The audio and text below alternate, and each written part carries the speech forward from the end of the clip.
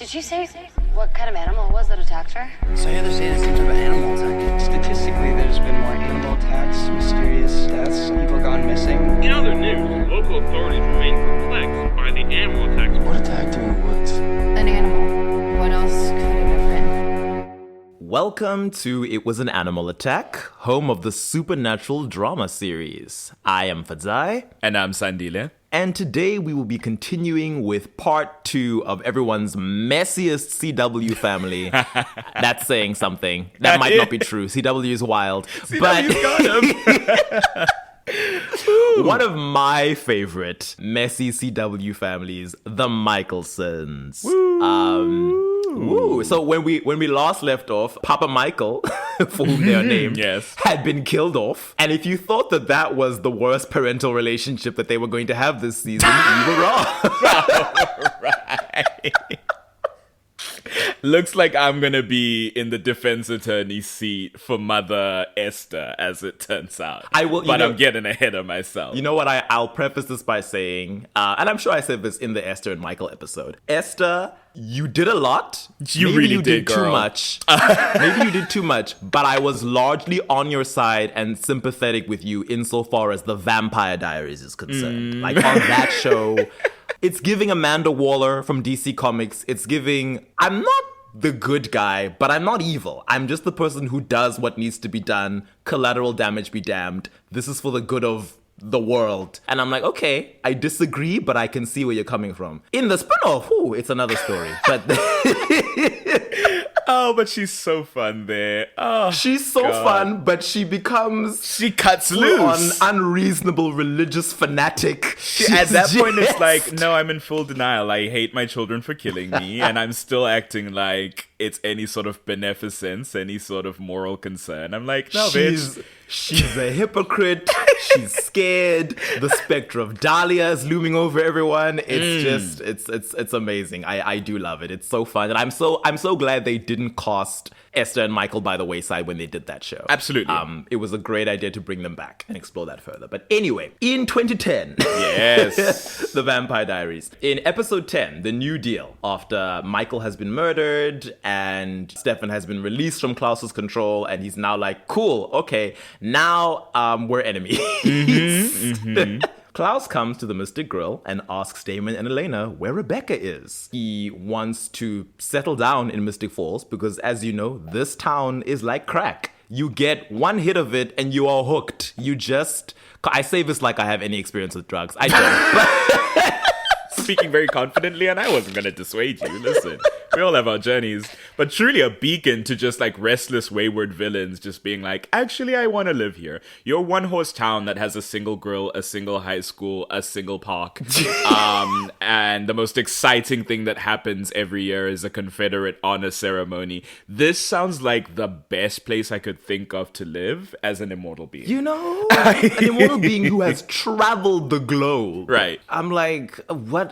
Anyway, whomst are we, you know? So Klaus claims that, hey, I just want to live here in peace, doing my thing. Obviously, popping in to get blood donations from Elena every now and then. Of course. I mean, the simple thing. But I will leave the Mystic Falls gang alone as soon as I get my coffins back from Stefan, who stole them from me at the end of last episode. And Damon and Elena are like, girl, we're not really in it with Stefan right now. So whatever drama you and your boyfriend are having, it's between the two of you. Don't involve us. Stefan's not been wearing pink on Wednesdays for a little bit, just in case you're unaware. I know you'll get that reference, Klaus, just so you know.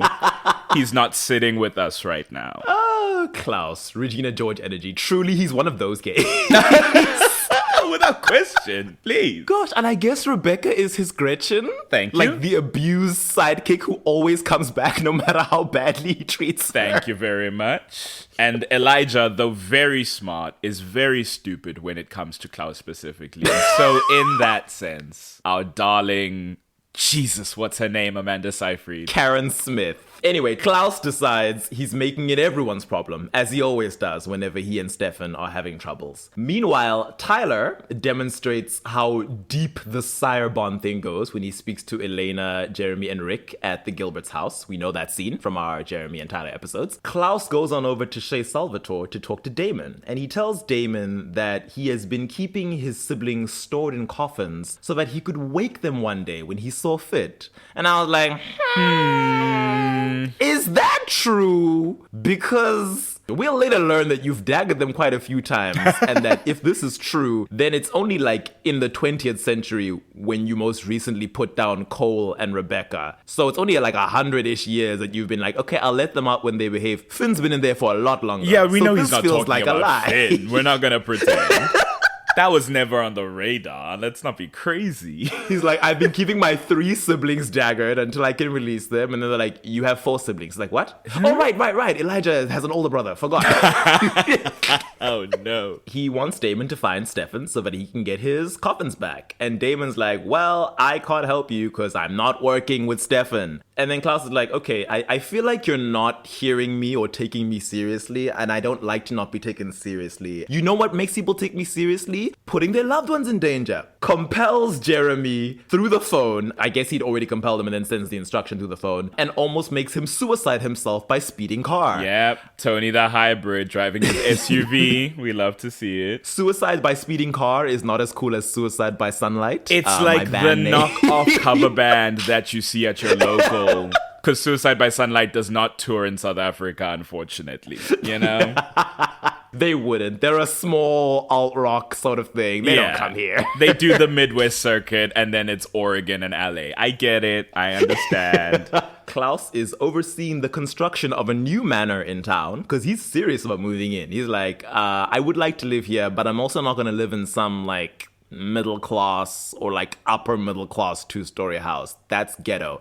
I need to live in a place at least as big as where the Lockwoods live. Does he explain how he got the house? Is it one of those foreclosure situations where it was like, oh, I just found a house that had been foreclosed and then compelled my way into taking it over? He does not. We just see him in an already mostly constructed manner, like building up the interior and bringing in like furniture and stuff. Oh, okay. Interesting. I guess the housing market was better in 2010. Just enough after the global recession to be like, hey, we're bouncing back, guys. Tyler shows up and Klaus is like, it was me who almost got Jeremy killed. And Tyler's like, well, that makes me a little uncomfortable. I don't know. I mean, you and I are kind of on good terms, but I don't want you to like go on like killing my friends. That's not okay. And Klaus is like, girl, human life does not matter. It's just a means to an end. Right. We are vampiric. I need you to get with the program and be all superior like me.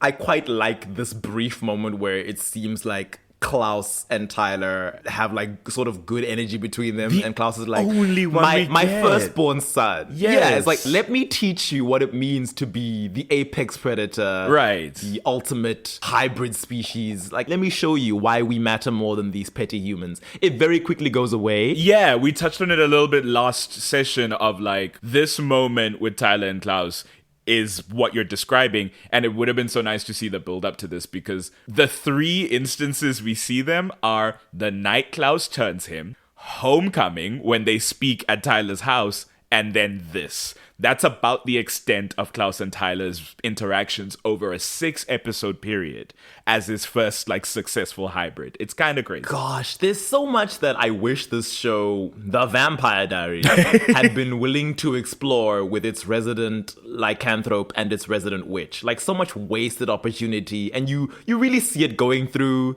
the episodes and going through the show where it's like so much wasted potential for Tyler and Bonnie. I just, yeah. She's like, means to an end, means to an end. Plot device. It's like, all right, go do your character progression off screen, disappear for a couple episodes and come back ready for our next plot point. With Bonnie, they care so little, they never even really give a reason as to why she's not around. No. She's just busy that day. They're like, Bonnie's coming back today. She lives here. Why would she be coming back? You haven't told me where she's off to. Visiting her dad, who travels. Never met him. Her dad who travels and leaves his 17-year-old just at home on her own by after herself. Her grandmother passes now away. that Grams is dead. It's like, what? So, okay. Okay. Later on, Elena summons Klaus to Chez Salvatore and gives him Rebecca, daggered, as a bargain for Jeremy's safety. She warns that, hey, just so you know, I am the one who quite literally stabbed your baby sister in the back. So when she wakes up, she's probably gonna want revenge on me. She was never my biggest fan to begin with. And then we sort of like reached this like truce, this sort of understanding, and I immediately betrayed her. So could you like tell her to not kill me? And Klaus is like, it's fine. I'll keep Rebecca under control. Don't worry. In this moment, interesting to me in a way that only occurred to me now, is that Elena, of the originals, the ones she is most associated with and most genial with, it goes from Elijah to Rebecca to Klaus, even though Rebecca has now bottomed out following the daggering in question. Elijah and her, often in a situation where they're negotiating, bargaining, making deals. This is really the first instance that she and Klaus engage from, and well, Klaus wouldn't say so because he doesn't believe it to be so, but from a more even playing field, from a more equal footing. Yeah. Up until this point, Elena has largely been a MacGuffin to Klaus. She has not even been a real person. She is a blood bag. And she will be so past this point when he needs her to be again. But because she has leverage in this moment, she now has a negotiating position. This scene where they're in the basement is this really cool moment of like them speaking back and forth like mafia people on one side and the other side of a table, which I think is really interesting, especially as Elena is entering like her deal-making era in season 3. I do enjoy her deal making. It's good. Yeah, It's she's good. very good at that. I have to say, when I was watching this show the first time around, I was always like, aren't you all terrified of these 1,000-year-old super strong immortals who can kill you with ease? You're constantly just walking up to them on a day where you know you've pissed them off and being like, hey, before you kill me, I have an offer to make. And Elena, out of everybody in the group who doesn't have superpowers, because you know Matt's never really doing it. Yeah. No, Matt's not making deals with originals. Matt has nothing to offer. Right. Bless him. Elena's like, listen, let me just speak to you. I know you're not going to kill me instantly because you do need my blood. I just want to say, hear me out. I've got a proposal. I respect that. I like that about her. Klaus tells Elena that even though he has promised to leave Jeremy alone, Elena has a lot of other loved ones that he can threaten if he doesn't get his coffins back. Yeah. And then Elena's like, girl, I don't know. Maybe you haven't been watching the show, Klaus. You can't use me to threaten Stefan because Stefan doesn't care about me anymore. You saw to that when you compelled away his humanity. Yeah. Or did you forget? And I love how she throws that in his face. I'm like, yeah, Klaus, isn't it so inconvenient to you now that you cannot use the love between these two people to get what you want because you took it away with mind control? In your moment of jealous rage, you shot yourself in the foot. I'm sorry to say. And now you've ruined it for both of you because neither of you have him now. I love that he keeps going to, because I don't know why he hasn't found Stefan today. He keeps going to Damon and Elena, the two people that Stefan did love the most, and being like, yeah, get your boy to give me what I want, or Right. I'm going to throw hands. And they're like, he doesn't care about us anymore. Nothing we say will get through to him because Right. of you. What do you want us to do? just another on the list of Klaus's like misunderstanding of relationship dynamics. Just like not getting it it at all. gets so bad. Gosh, watching all this stuff back and taking notes, I'm like, Klaus, I think writing a psychologist into the spin-off was a brilliant idea. You have issues. Yeah. You fundamentally, it's interesting in a show which describes Kai as a sociopath or a psychopath and tries to delve into that. I'm like, no, but someone analyze Klaus because you seem to truly not understand how relationships work. And it began way back in season 2 when he genuinely was like, Katerina Petrova betrayed me by not being my human sacrifice when I tricked her into thinking she was being courted, but I actually wanted to kill her. And then she fled and turned herself into a vampire. That's how could she do that to me? No, I'll hunt her down to the ends of the earth. And it's like, you're not even kidding. You truly think you were wronged in this moment. Right. And That's the it thing, is just that goes like on early and on, it's shadowed in the monstrosity of the villain. This is how villains operate. It's like, you betrayed me because you ruined my plans. But as we get into this season, you start to see the breadth of like his opinion on betrayal and loyalty. It's like, oh, you genuinely think that. Okay, we're in a different space here. Yeah, the way he views his siblings, the way he treats Elena, the way he views his relationship with Stefan. It's like, you never see that you're a tyrant and an abuser until you feel like leaning into it and you're like, don't mess with me, Right. I'm evil. And then the next day you'll be like, how could they do this to me? I've been so nice. Why would aren't they you turn on grateful? me? Stabbed me in the back, you bastards. Like, oh, the people you enslaved? The people you threatened? The people whose siblings and loved ones you've killed? Who could have seen that coming? Oh, gosh. And then, insult to injury, Elena just adds that, oh, by the way, I'm not the only one Rebecca wants dead. Because before I daggered her, I told her that you're actually the one who killed her mom. So, yeah, sit with that for a bit. Maneuvering. Oh, I love her in this era because that ensures, and what will happen later, that Klaus doesn't undagger Rebecca because he doesn't want to catch that smoke, and therefore she's safe. And I wonder, was that her intention? Was she trying to lead him, like, incept that little thought into his head? Absolutely. As with a lot that Elena does this season, especially around these 3 original siblings, there is a double intention happening here. One layer, I'm genuinely telling you this because I have, despite everything you've done to me, a modicum of concern to be like, hey, better watch out for your relationship with your most loyal sister because she knows the truth. And maybe you should know that too. But also, it's a ploy. It's a maneuver. At the end of the episode, Klaus does choose to re-dagger Rebecca rather than face her. It's the first time we ever see, like, someone reviving from the effects of the dagger, like, very slowly in real time, because you see, like, the gray veiny effect fading from her fingertips, and her hand, like, starts to twitch, and she's lying in the coffin, and Klaus is like, actually, no. And puts the dagger back in, and the hand goes gray again to match the rest of it. It's like, damn, she was just coming out of it. She was. And the continued, like, violation of your sister because you can't deal with your own shit. Gosh. Because you fear so badly to confront your own actions. Oh, Klaus. And in that moment, he's like, don't worry, sweet sister, sweet dreams, we will reunite in the future. And I'm like, you're not okay. You're not okay.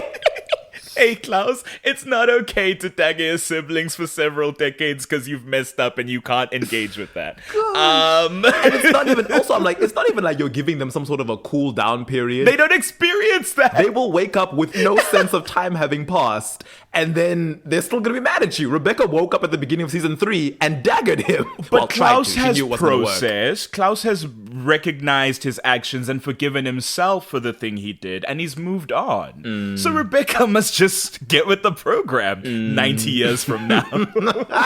You just made me think of our dear Miss South Africa contestant from 2019 who got disqualified when people dug up her old weird racist comments on the internet from her teens. After it blew up, her comment was, yeah, I've moved on from that. Went to Bible camp, reconnected with God. I've forgiven myself. And I hope that one day you can all find the peace inside to also forgive me and move on from the things you're holding on to. And it's like, huh?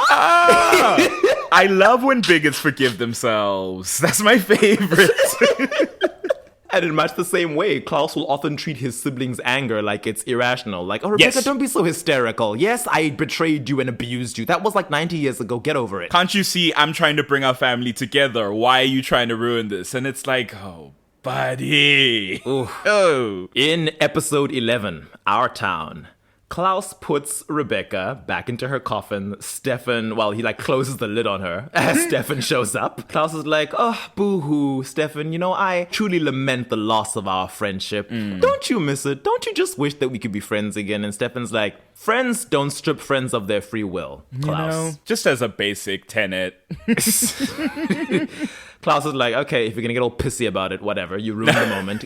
Give me my family back because you still have 4 of my coffins. Stefan's like, I'm sick of your hybrids snooping around and tailing me. I know that they've been trying to figure out where I've stashed the coffins. Send them away because they're being annoying. Klaus is like, and if I don't, what are you gonna do? And Stefan's like, if you don't remove them, I will remove them. I like Stefan's bad boy era. He's so ballsy towards Klaus. It's excellent. This lovers to enemies game of chicken that they play in this episode is so much fun. Because as you say, Stefan is so bold, and Klaus, who refuses to stand down to anyone, and then being pushed into a corner is wild. And he doesn't expect it. He's genuinely thinking that I'm going to call Stefan's bluff. And Stefan is like, I don't care. You stripped me of my humanity. You made your own worst enemy in this arc. I don't know why you don't get that, Klaus. Physically cannot care. Metaphysically, magically, and unable to care about anything you try to do to me. Klaus, for his part, is like, I don't like being threatened, Stefan. That's my line. I will start killing people if you push me. My hand is itching, Stefan. Nope. Don't push me because you're gonna.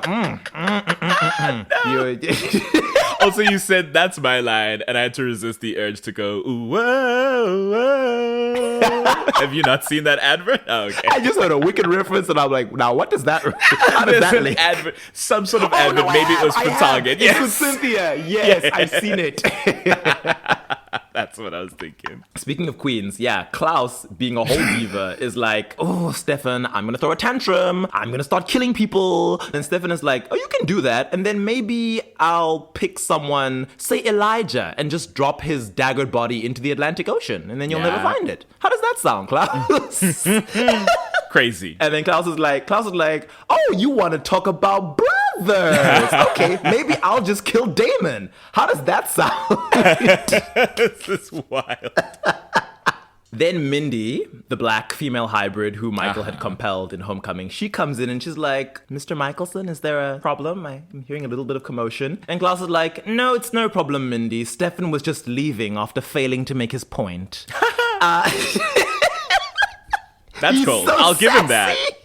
I'll give him that. Then Stefan smiles and he's like, okay. There's been all this construction going on in the house. Grabs a hacksaw out of nowhere, vamp speeds at Mindy and decapitates her in one swipe. Just whack, head off. Anti-woke Stefan Salvatore in this no humanity era is not something we will forgive. As you know, we are Stefan supporters in this house, but we will not let that stand. Minty, our DEI hire icon, will not be forgotten. Gone but not forgotten. But you know what, though? You know what? Of the hybrids, not the first to die. And we can be so glad and grateful, I suppose. Because Tony gets decapitated not one episode ago. Also, I think in this episode, another hybrid gets killed by Damon while he's snooping around. Gets his heart ripped out. Later on, Klaus's other hybrid, Daniel, disposes of Mindy's head. This is when Klaus decides, okay, now I'm actually going to make it other people's problem. Tyler, could you come in here a moment?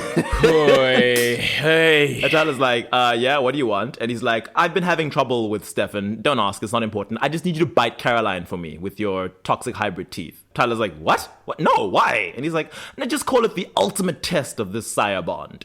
And Tyler's like, absolutely not. And Klaus is like, okay, fine, you can go. Later on, Damon sees Klaus at the Lockwood house. It turns out that Carol Lockwood, our lovely mayor, has made a deal for a ceasefire between the locals and Klaus, as long as Stefan returns Klaus's coffins. For the umpteenth time, someone goes to Damon and says, get your little brother under control and tell him to give the coffins back. And Damon is like, I am not Stefan's boss. I am not my He's not brother's listening keeper. to me. I understand you Biblical. all rightfully understand I should be, but in this moment it is very difficult. Also, Carol Lockwood, where do you come off? Making deals on behalf of Stefan Salvatore. What a bold thing to do. Carol's like, listen, I'm not a vampire or a witch or a hybrid. I'm just trying to stop bodies from dropping. Like, the That's humans fair. are constantly being caught in the crossfire. I am the mayor. Please stop. I'm just so curious how she thought she could enforce that. That's bold. I guess when you make a deal with a Mikaelson, they usually honor that deal. But what I'm saying is to hold up the other end of the bargain. Because she's saying as long as Stefan returns those coffins, how are you going to make sure that happens? It was the two of them speaking to Damon together. Because Damon was like, why y'all being buddy-buddy? And she's like, Klaus has been invited to my house. We've made a deal to, like, stop all the violence. But my end of the deal is I've got to get you to get Stefan to give the coffins back. That's what I'm saying, is that, like, I'm gosh. surprised she thought she could do that somehow. But hey, fair enough. She's like, oh, Damon, we flirted that one time in season 1. Remember what we mean to each other? Get Stefan to behave. Do it for me. I guess I misunderstood. They have a deep bond.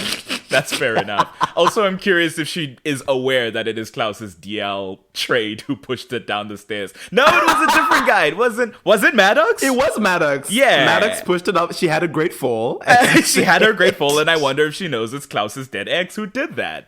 I think she would be singing a different tune. Tyler goes over to Caroline at her little death day party, and then he bites her because of the sire bond. So terrible. He didn't want to do it, and then he just did it. It's weird, and we've discussed it at length, how the mechanics of the sire bond change as the story needs them to change. Meanwhile, Stefan has also had enough of Klaus. Yeah. He snatches Elena, and then he phones Klaus and threatens to murder Elena if Klaus doesn't call off his hybrid. He drives her all the way to Wickery Bridge, and he says he will kill her where her parents died, unless Klaus complies. Klaus is like, oh, please, Stefan, your precious little girlfriend, you're not gonna kill her. And Stefan's like, okay, maybe that's true. Force feeds Elena his blood, and he's like, cool. Now when I kill her, she'll become a vampire just like Catherine did and be useless to you. Are you taking me serious now?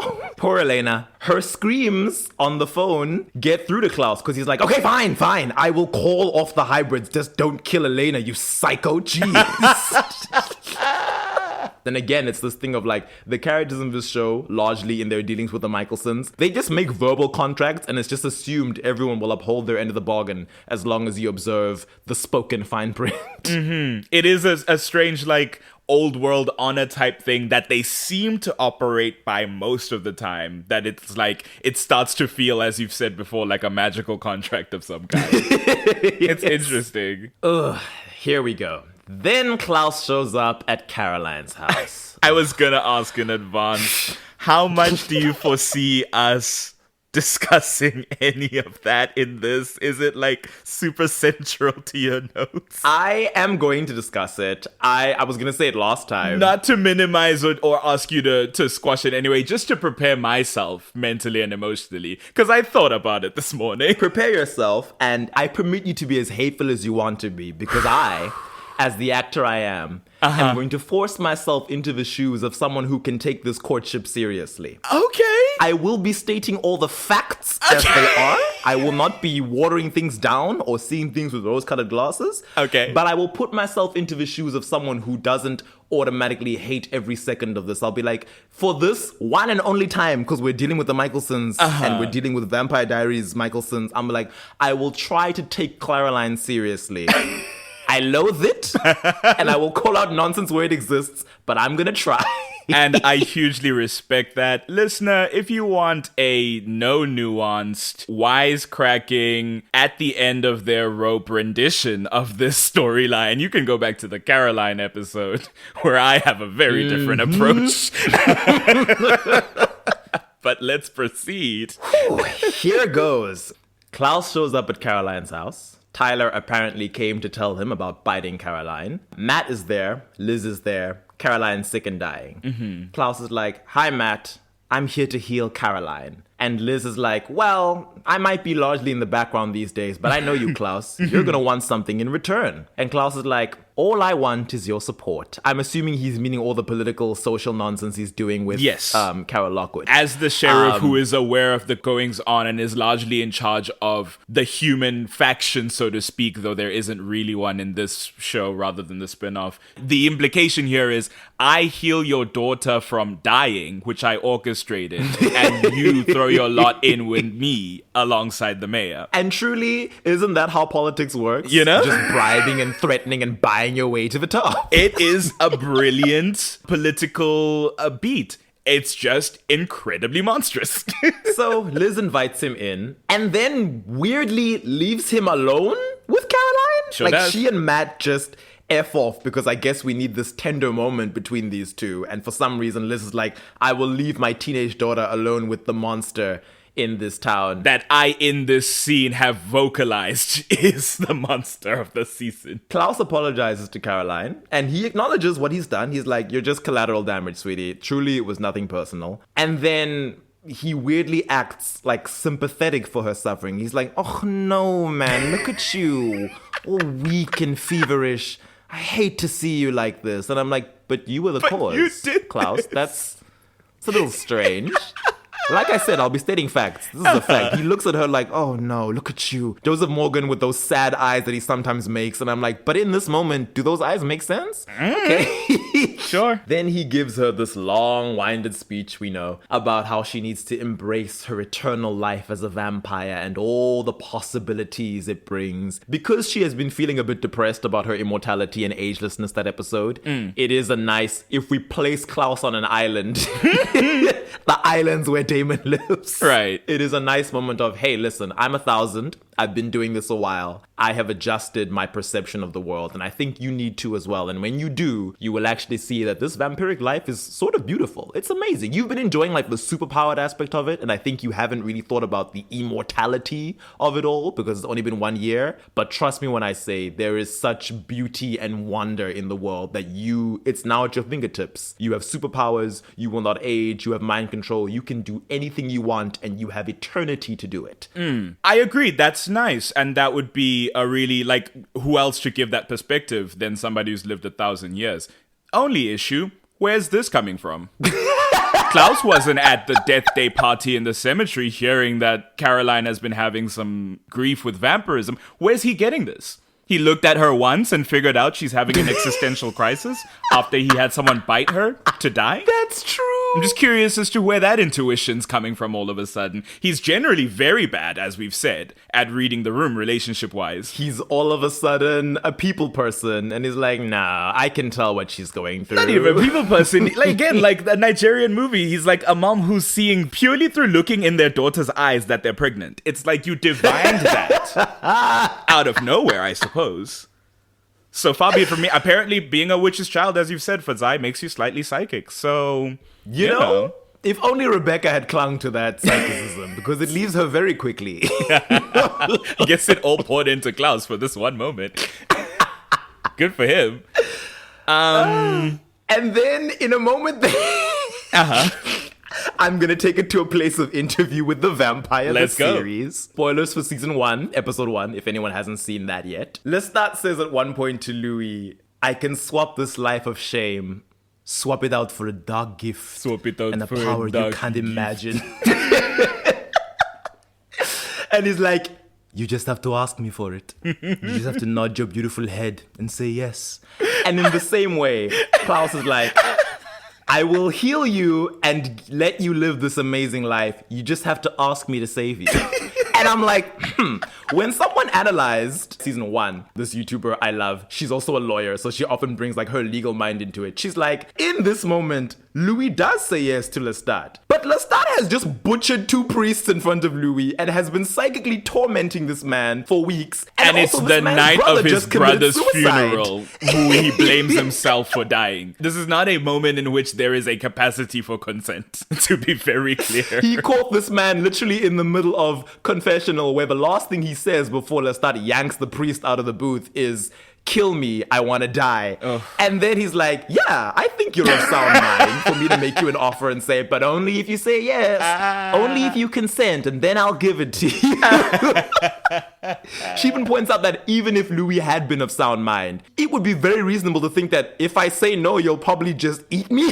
This is my only option. And it truly in this moment is like, as I'm sure you're intimating, it's like Klaus is like, you have to ask for me to give you this thing. It's like, if I don't ask you, I die of this werewolf bite you had me get.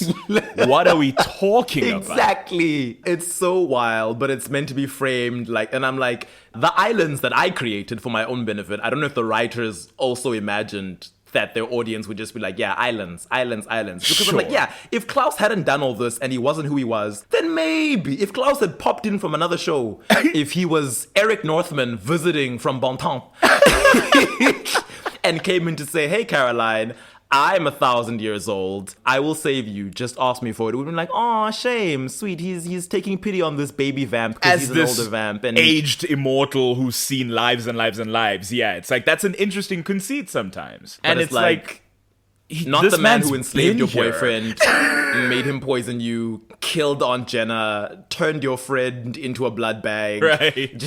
And it's like, leave all that aside, because as we've said in this show, that's a romantic proposition. These people have never spoken once. These characters have never interacted. Even on the night he kills her boyfriend, that's about all that she's there when he snaps Tyler's neck. So, bit odd. Bit odd. And the seed that is planted isn't even really watered in this scene, because as it stands, Klaus isn't really interested in her yet. She's a mild fascination for him. It's in a few episodes' time that he's like, oh, I kind of like you. You're an interesting sort of girl. For now, we're just like, shame, poor baby vamp who's dying of werewolf venom. How did that happen? On Let her me take pity on you and birthday, give you no my... less. Yes, Oh. that's what he says. He comes in and she's like, are you going to kill me? And he's like, On your birthday? Oh, I could Is that what you never. think of me? I'm not a monster. Bitch. What have you just done? Insane. It's this pairing truly does not make sense to me. It doesn't. But we'll go on, as you say. And it has to exist on the islands. It cannot be part of a full continent of Niklaus as a character, because then it makes no sense.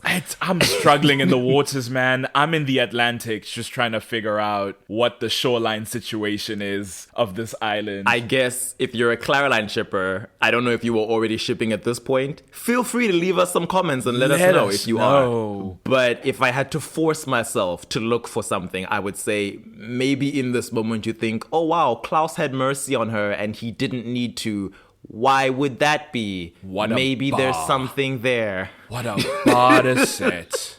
All right, then. It's not quite in Tartarus. It's in the fields of, what is it? The Elysian fields. Oh, the Asphodel fields. Elysian is too good for Klaus. But anyway, Caroline understandably says, I don't want to die. And then he heals her. And this is the start of our least favorite ship. It's pretty low. It's pretty low on the list. I can't lie. I mean, would it be our least favorite if we're... Them and Elena are boxing all the way down. I guess Enzo, because it's Enzo really and Bonnie. boring, I hate it. But also, it's too boring for me to hate that much. Yeah, it's like not a lot happens with Benzo for me to be upset about other than the time jump, right? Because that's the one thing that pisses me off, is that like we don't see that develop. Episode 12, The Ties That Bind. Stefan comes home to find Klaus waiting for him. Klaus describes them as being at a stalemate, and he says, look, my hybrids are gone, like you wanted. What else do I have to do to get my family back from you? And Stefan's like, oh no, I have no intention of negotiating. I just wanted you to do something and I was threatening your family, so you did it. And here we are. And then Klaus is like, no, you threatened to drop Elijah into the Atlantic. You holding my family hostage indefinitely is the same as you getting rid of them so that I can never see them again. So this is unfair. And then Stefan's like, okay, fine. If you leave Mystic Falls, then the two of us can come to an agreement. In a few years, because we're immortal. I'll think about it. Klaus is like, okay, how about we make a new deal? I'll give you what you want, you give me my family back. Stefan is still in his bad boy era, so he's like, nah. No Yeah. thanks. Yeah, this is his mistake. The thing is, he's not intending to make a rational deal here. He's just trying to destroy Klaus, as he says. So this is his mistake. He's being a little petulant at this point. And then Klaus is like, oh, well, you've alienated all of your friends in this bad boy era. So think about that, Stefan. I might be alone, but you're also alone. Tears streaming down his face. What's that thing called? The Wojak? He's wearing a mask and behind it his tears are screaming. God. I didn't know it had a name. Wojak might be something different, but the listeners will know. All these people are online pilled. It's okay. So later on, Klaus speaks to his new hybrid lieutenant because, it's a corporate system. Lord forbid a black woman succeeds another black woman. No, Mindy Never. died and immediately a white man took her place. We're in the business of rolling back DEI regulations. We're going to put that unqualified white man in the role. Don't worry about it. Klaus is like, yeah, can you go out of town and cause some trouble with Bonnie's mom and her ward, who's definitely not Bonnie's foster brother?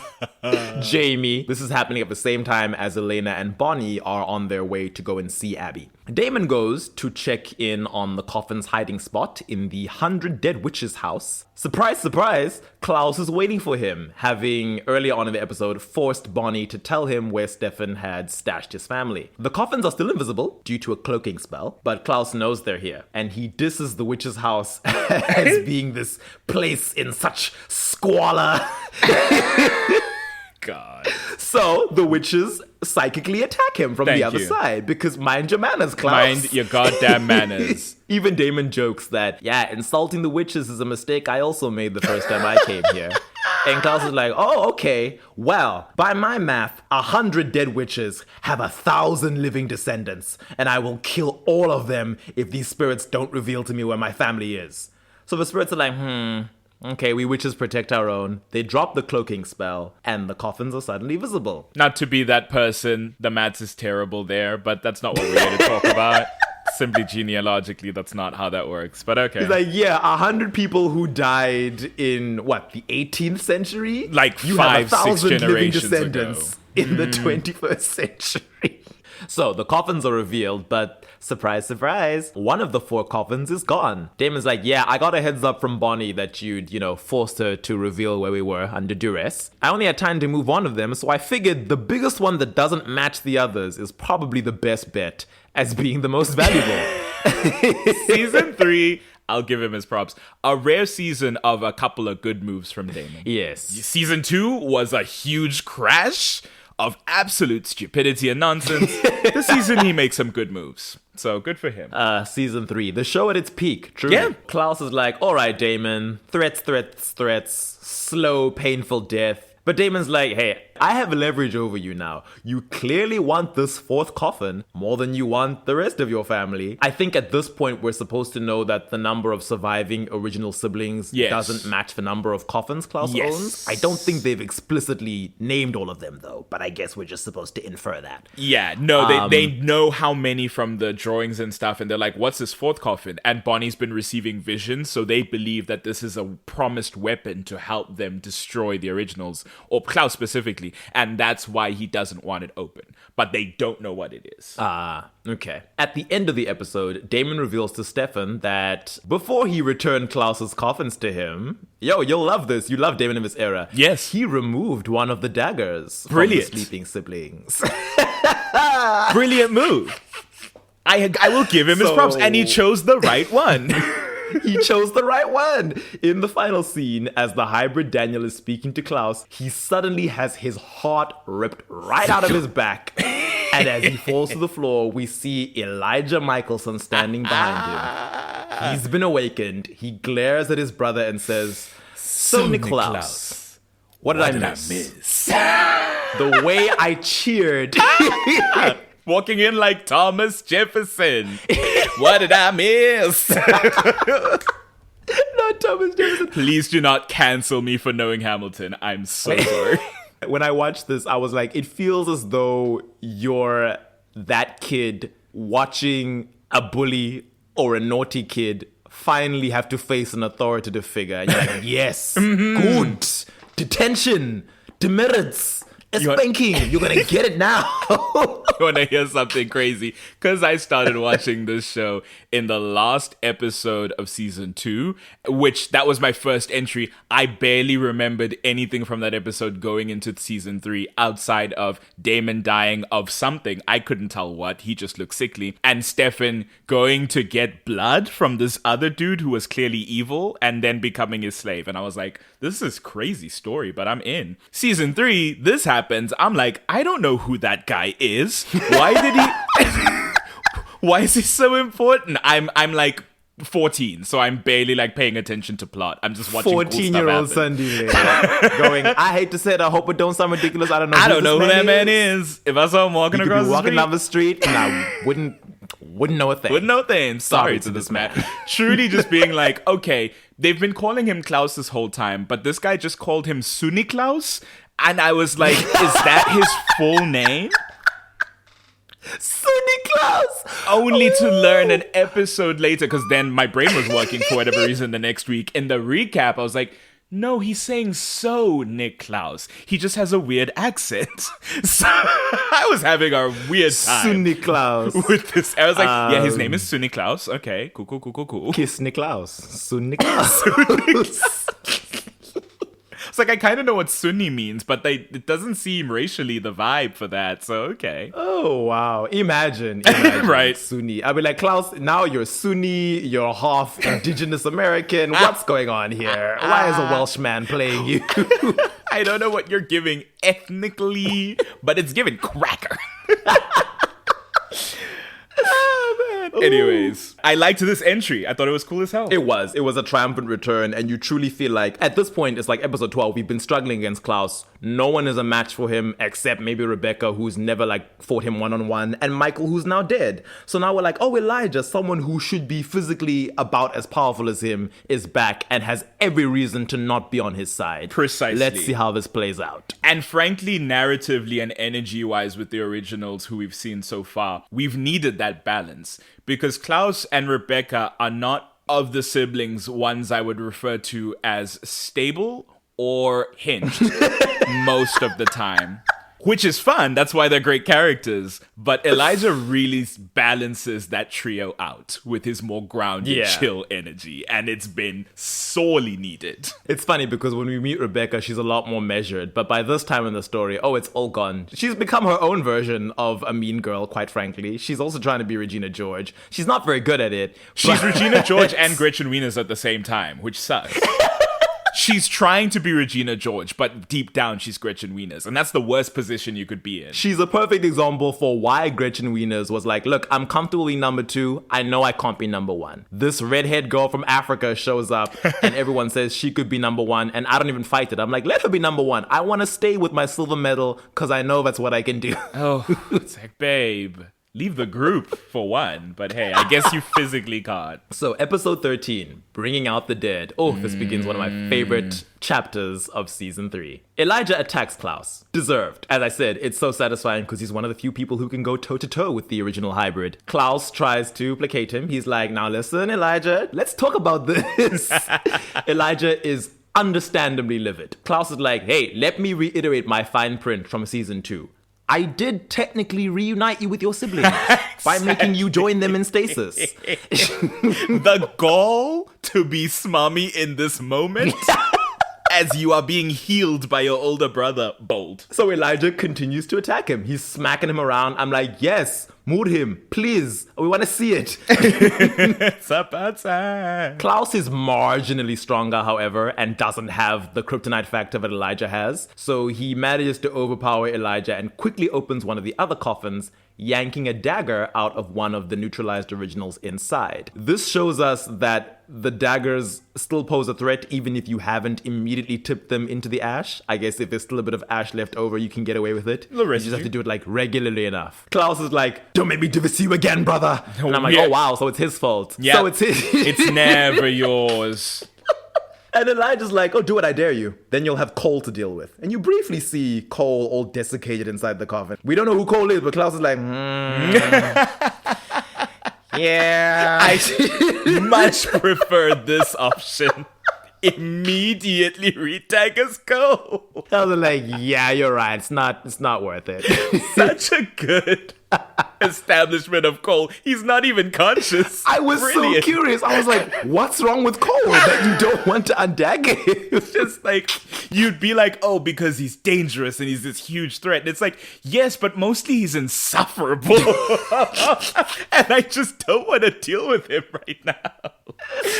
Yeah, Klaus is like, yeah, okay, fine, you're right, not gonna do that. He shocks Elijah by saying, okay, listen, I killed Michael. Elijah's like, what? He's like, yes, I murdered him with his own weapon. Then Elijah, who apparently has also been told this tale that Klaus has been spinning to us, the audience, that yeah, one day, when everything is fine and safe, I'll release my siblings. Elijah's like, okay, so why are our families still daggered if Right. Michael is no longer a threat? And I'm like, but since when was that the reason? Because... Let's think back. So season 2, well, that's the thing, is that he's been unconscious since before that narrative started to be spun. So it's like we can't even gauge what Elijah's sense of the daggering is. He exists prior to that. So I don't know. We know Rebecca was daggered because she dared to say, I don't want to run with you, I want to stay with Stefan. And Klaus is like, well, no, you can't leave me. Was the idea that one day if Michael was defeated, he would pull the dagger out and be like, yeah, now you can do whatever you want because Michael's gone. Because that's definitely not true. No, I think we're establishing that's insane. That's a delusion of Klaus's in the midst of his nonsense. But what I'm saying is that we don't even have a sense of what Elijah's been told, if he's been told anything. prior to his daggering at the end of season 2. So we don't even know what his experience of Klaus's story is, except for in this moment where we're in the middle of season 3 and that's the narrative. Wait, we do! Because Okay. Elijah, before the very end of season 2, the last or second last conversation he has with Klaus, believed that Klaus had dumped all these people into the sea and gotten rid of them, where they could never be undaggered. So this is a lie! But then, okay, hold on. What does Klaus tell him? Because Elijah's like, you dumped our family in the middle of the sea. And then Klaus is like, Klaus is I like, didn't. no, I didn't bury their bodies at sea. They're safe.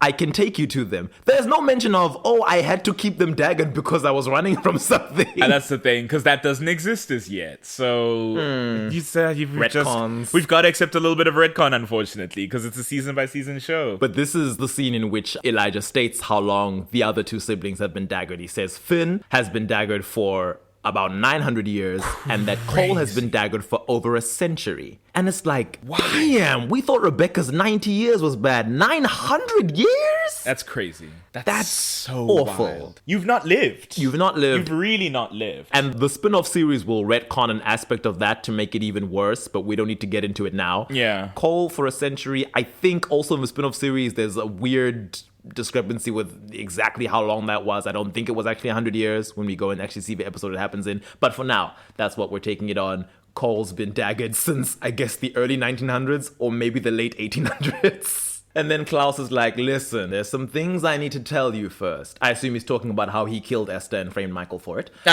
He's like, but before our family can be made whole, I require your help in my war against Stefan Salvatore. And then he asks Elijah to remember his always and forever vow, which, bold when the last conversation we had, you daggered me and betrayed me with fine print. Just always negotiating from a position of, I definitely screwed you over the last time we saw each other, but help me anyway, because you will. Later on, Elijah meets up with Damon, who, gold stars upon gold stars, had also left a note in Elijah's pocket when he undaggered him. The note requested Elijah's help in defeating Klaus. So Damon's like, hey, Elijah, was I right to undagger you, or are we gonna have a problem? Elijah's like, hey, I'm here, aren't I? So Damon's like, okay, what secret Klaus killing weapon is in that fourth coffin? Elijah and Damon schedule an old-fashioned sit-down on behalf of themselves and their respective little brothers, who are currently fighting. Yep. It's giving two primary school kids are in a tussle. Their older middle school brothers from the other side of the school are like, okay, let's talk, because I've got nothing against you, but our brothers are fighting for some reason. So the two pairs of brothers sit down and have their dinner, and Klaus mockingly asks Damon if this civilized dinner is the outcome he imagined when he undaggered Elijah. He's sort of being like, ha ha, you let loose my brother because he thought he was gonna fight me. But you thought you had me down, but you don't friends." know. I keep my circle small and we all crazy. So look at you, looking a fool, boo-boo. And then he's like, me and Elijah have had our share of quarrels over the years, but we always make up. I love how convinced he is in this episode. Ugh. Stefan snidely brings up Rebecca, who Klaus still hasn't undaggered. And he's like, yeah, speaking of people being daggered, where's Rebecca? You not let her out because you're scared to face her after, that thing that she learned? And then Klaus is like, I know you're trying to subtweet me. If you're alluding to the fact that I killed my mother, I've already told Elijah about that, so nice try. Elijah asks Stefan, oh, where is Elena? That delight. I haven't seen her since I got back. There's like this awkward silence because Elijah directed the question at Stefan. And Klaus is like, Oh, you don't know. okay, let me tell you the tea, bro. The relationship dynamics have shifted a bit since the end of last season. And Elijah's like, oh, that's a shame. The original brothers reveal their own history of being siblings in a love triangle with a Petrova doppelganger, Tatia. They also reveal that Esther used Tatia's blood to sire the original vampires. It turns out Damon is actually stalling so that Bonnie and Abby can magically unseal the fourth coffin, which he had hidden in that little cavern vampires can't enter in the underground cave system. Elijah suggests that they go ahead and discuss the terms of their proposed truce. And Damon's like, cool, the deal we want is for the originals to all leave town forever, and then Stefan will return the fourth and final coffin. Makes sense. Klaus is like, I will absolutely never leave this town without Elena because I need her doppelganger blood to make new hybrids. So, no. And they're like, okay, but why though? And he's like, no, I need my hybrids to fight all those who would dare oppose me. And then he leans into that Klaus insanity we've been speaking about today. And he's like, but honestly, me leaving Elena here with you Salvatores will probably just result in her eventually being killed off in a tug of war between the two of you. He alludes to this being Tatia's fate with him and Elijah. Then he says that or you'll eventually turn her into a vampire so that you can spend eternity with her, and I can't have that. Can't have that either. Klaus says, listen here, let me, with my perfectly rational mind, explain things to you. You're delusional for each thinking that you are the only one who can truly protect Elena. You are the worst thing for her. Which... Talking about actively draining her blood in the same conversation, but all right. Cool. But I guess, if you view her as an object, he's Yeah. like, no, the things I need her for, she'll still be able to do. You can make more blood, Damon seems somewhat offended by this, and he's like, yeah, I'm gonna go out for some air. And Elijah's like, I will go with him. Klaus then begins feeding on another female human snack in front of Stefan. Yeah, this scene. This man wants a bisexual threesome with Ripper Stefan so badly. Badly just being like, wouldn't you like to join? It's just like, oh, babe.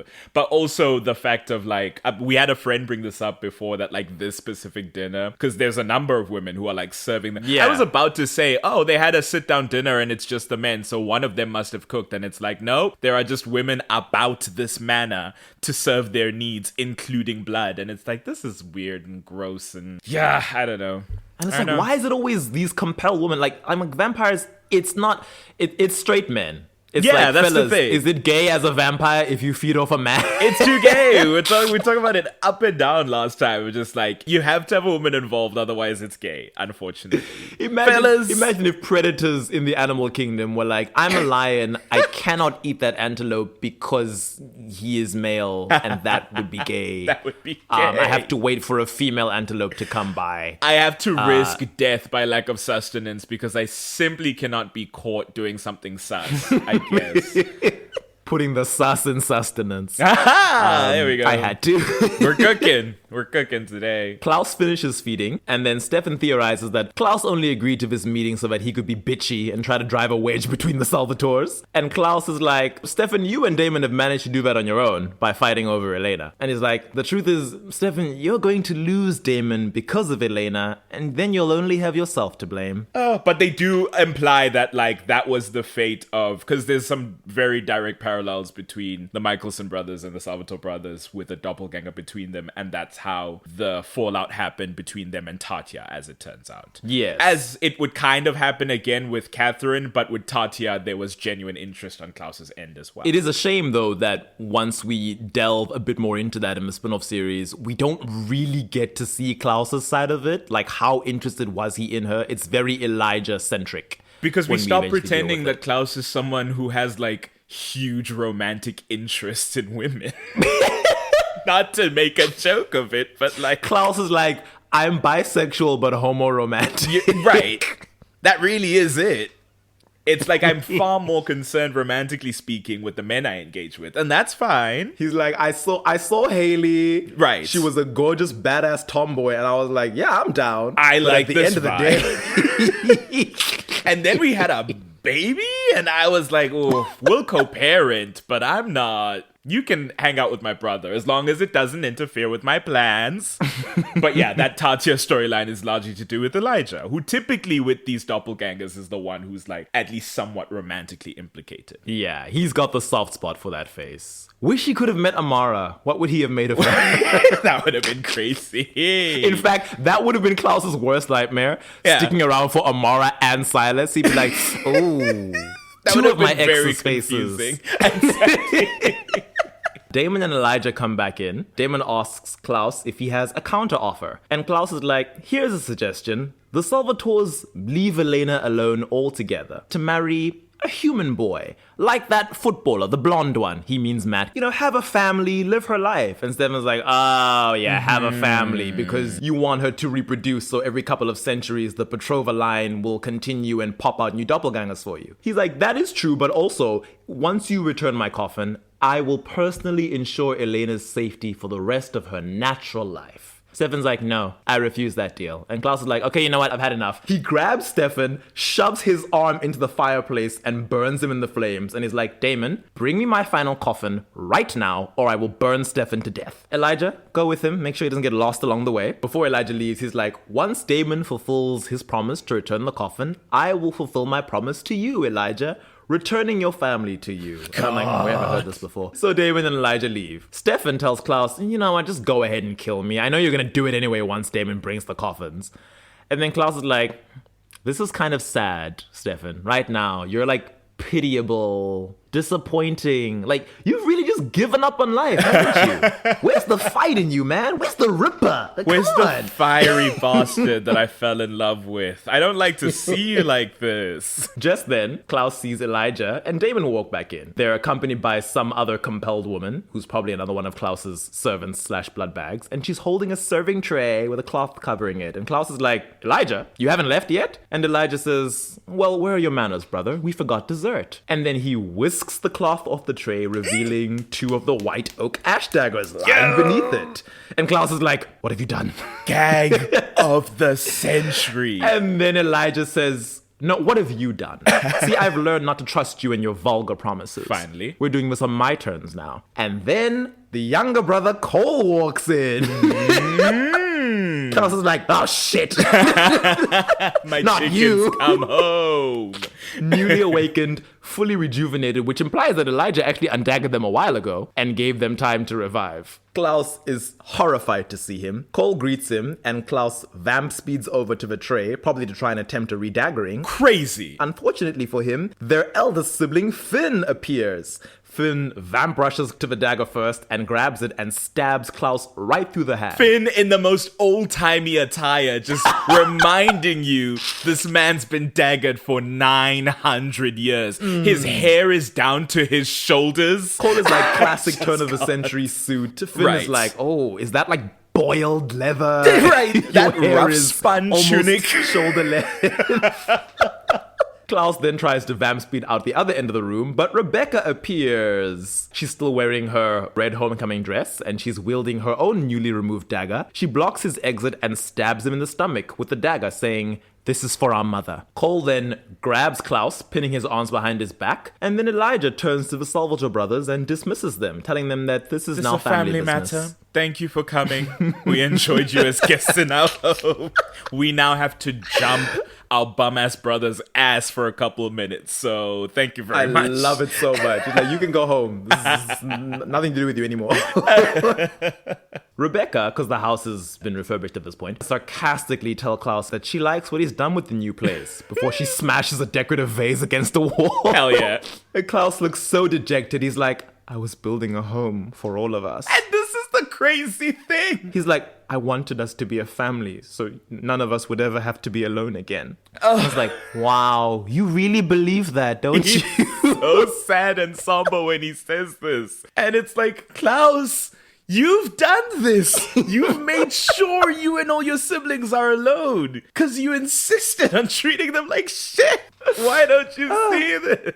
Elijah's like, I agree. We will never be alone again. We're going to be a family without you. Without you. And they're like, we're about to bounce. Goodbye, bitch. Finn says, no, Klaus, you're staying behind. And Rebecca tells Klaus that we're leaving you right after I kill that doppelganger wench. So you won't be able to make any more hybrids, and you will be alone. Always and forever. And I'm like, not you turning the pact on its head. Oh, no. Dagger to the heart. An emotional dagger to the heart.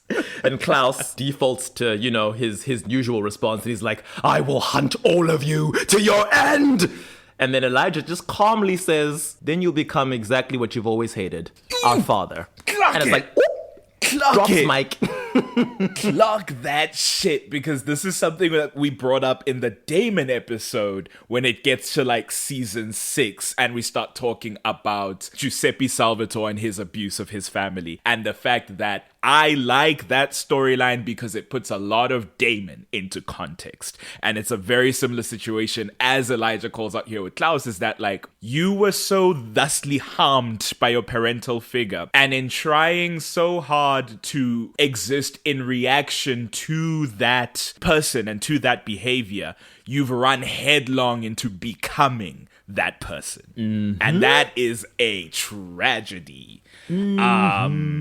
It's wild. It's wild. To be like, I'll hunt every single one of you down for the sin of leaving me after I kept you all daggered for hundreds of years. It makes no sense. But still he finds a way to be like, I'm the victim in this situation. I'm the aggrieved. Victim. My family never loved me. You all singled me out because you could sense that I was only your half sibling. And then I was the hybrid freak. I was the dirty werewolf. That's why you never liked me. And it's like, no, it's because you've abused us for years. Leave out a chip on your shoulder. There's a full axe cutting down through his clavicle, this man. But Klaus rages and rants that he's the original hybrid and he cannot be killed and he has nothing to fear from any of them. And Elijah, still calm, is like, you will once we have what's in that coffin. Ooh. Gagged. Klaus has nothing to say. But then they're all gagged when the door opens and a resurrected Esther walks into the room. Rebecca's like, Mother. Esther strides right past her other children and goes straight for Klaus.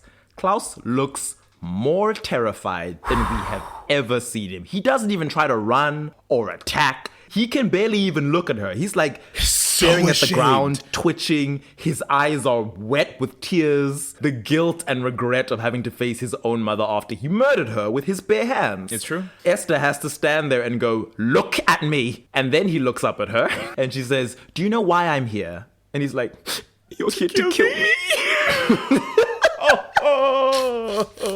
And then Esther says, Niklaus, you are my son. I'm here to forgive you. I want us to be a family again. And she turns back to her other children and is like, oh, okay, not the outcome I foresaw. Yeah, but stunning, honestly, guess. in the literal sense. Two things. One, a couple of actors just showed up who we don't super rate, but Nathaniel Buzolic as Cole, first appearance. Casper Zohar, is that his name? As Finn. I don't know a lot about the actor, so I haven't heard anything terrible, but, you know, I'm never going to assume otherwise. I might be getting it wrong. Let me check. It's Zafar. Casper Zafar. Casper Zafar. That's what it is. Or is it Zafer? Zafer. We're not sure how it's pronounced. So Forgive us. Look it up yourself. Casper Zafar. You try saying our surnames, Casper. Frankly. Do some HLs and DL consonants. Thank you very much. Alice Evans as Esther. They say Esther Mikaelson everywhere you look for her on the internet. I've given my piece. Fadzai has said very fairly it's retrospective, so it's like, okay, cool, the Mikaelson family. It's retrospective, but I agree. She's not a Mikaelson. She's not Michael's son. And we don't know her dad's name. Yeah, she would, if it's just like, patronymically. Come on. Esther, but yes. Esther Michael's wife. Michael's wife. Alice Evans, also her own things going on in life. We simply cannot get into it. But anyway, those are the actors who have shown up. I will dig the performances as we go forward, and I will enjoy the characters, the actors. Oh, and that's as much as we can do. There's one of them that I personally despise. Just of the originals? Yes, of the originals. Have I not made that clear? Is it Nate? It's every time I'm gushing about the character who I enjoy that you don't okay. like, I thought you said it in a way that it was like you personally. I was like, I also don't rate him. I hope I've made clear I'm not. No. I mean specifically because I enjoy the character so much. In contrast to how you're his number one fanboy. Of course. I understand now. Okay. I love the character. The actor just dead to me. Zionism, Islamophobia. Wild hyper evangelism that borders on like, it's rough. Ugh. Anyway, Cole, fun. Immediately comes in, fresh baby face, little troublemaker.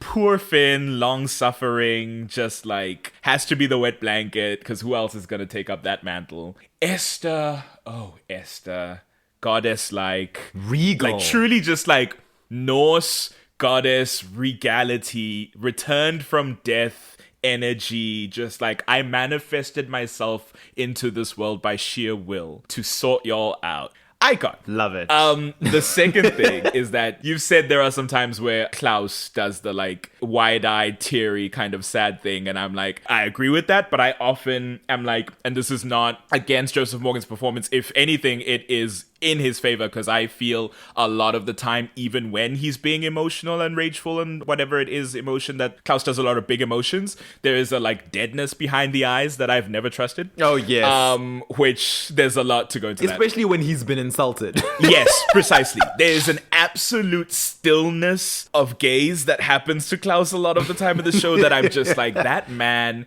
has nothing inside and y'all should be more concerned. But I digress. This is maybe the one moment, at least in this show, where I'm like, oh God, that's truth. That's shame, that's guilt, and that is fear, all wrapped up into one. The fact that, as you said, he cannot even look at her because of all that he's feeling is just like, oh shit, this may be the first true moment of Klaus clocking the nature of the situation and not being able to delude himself out of it, right? He can delude himself about his siblings being like, I did A, B, and C, but I was trying to keep us together, and actually you betrayed me. In this moment, it's like, oh no, she's here to kill me because I killed her. It's as simple as that. I was wrong. You did this to me and I deserve this, which, to be fair, not hugely. There's some nuance to the fact that he killed his mother, but I'm not here to cape for Klaus Mikaelson. But he truly is like, she's here to kill me. She is my death and I deserve that. It's wild. We'll discuss it a bit more as we go forward, but I'm always curious about the mechanics of Esther's preservation and resurrection, because all we'll really get told is the witch has preserved her body with a spell, and then she's channeling magic to come back to life and remain alive. And it's like, okay, what does that... Had she been decaying? Because as we've said before in the Esther episode, these are not 10th century coffins. So she definitely wasn't put into this coffin when she died. That mahogany, that gold leaf? Had she been decomposing and then stuffed in here and then regenerated as Abby and Bonnie were doing their thing? Yeah, or we in the few days leading theorized up to maybe Ayana, as a favor for her old student, was just like, let me sort you out, girl, you're looking a mess, and just preserved her body before they put her in a coffin, wherever that initial coffin or burial was. And I find it noteworthy that Klaus, terrified as he is and fully believing she's here to murder him, doesn't say, yeah, but even if you're back, you're still a mortal witch. Let me just kill you again. Like, next snap, heart extraction. He's like, no, I don't, whatever's going on here, it's so unprecedented that I don't think I have the power to best this woman. Or it's like, it's not even a rational kind of power leveling thing. It's just a regression to childhood, right? It's a regression in the sense of the last time I saw you, I was like 18, 19 years old total. And I had just killed you in a rage that I didn't fully understand myself because of a secret you hid from me. And we had just been turned into vampires, and our dad had just killed half of my family that I never really knew, and also disappeared.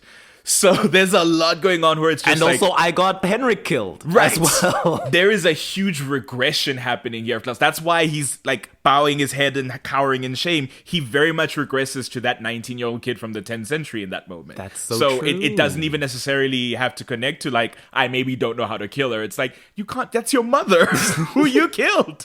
Episode 14, Dangerous Liaisons. One of my favorite episodes. Quite good. The majority of the originals are out and about and together. Michael, shame, you weren't invited. But everybody else is here. Bless. They're using your name, but you aren't there. Well. And isn't that a best case scenario with fathers?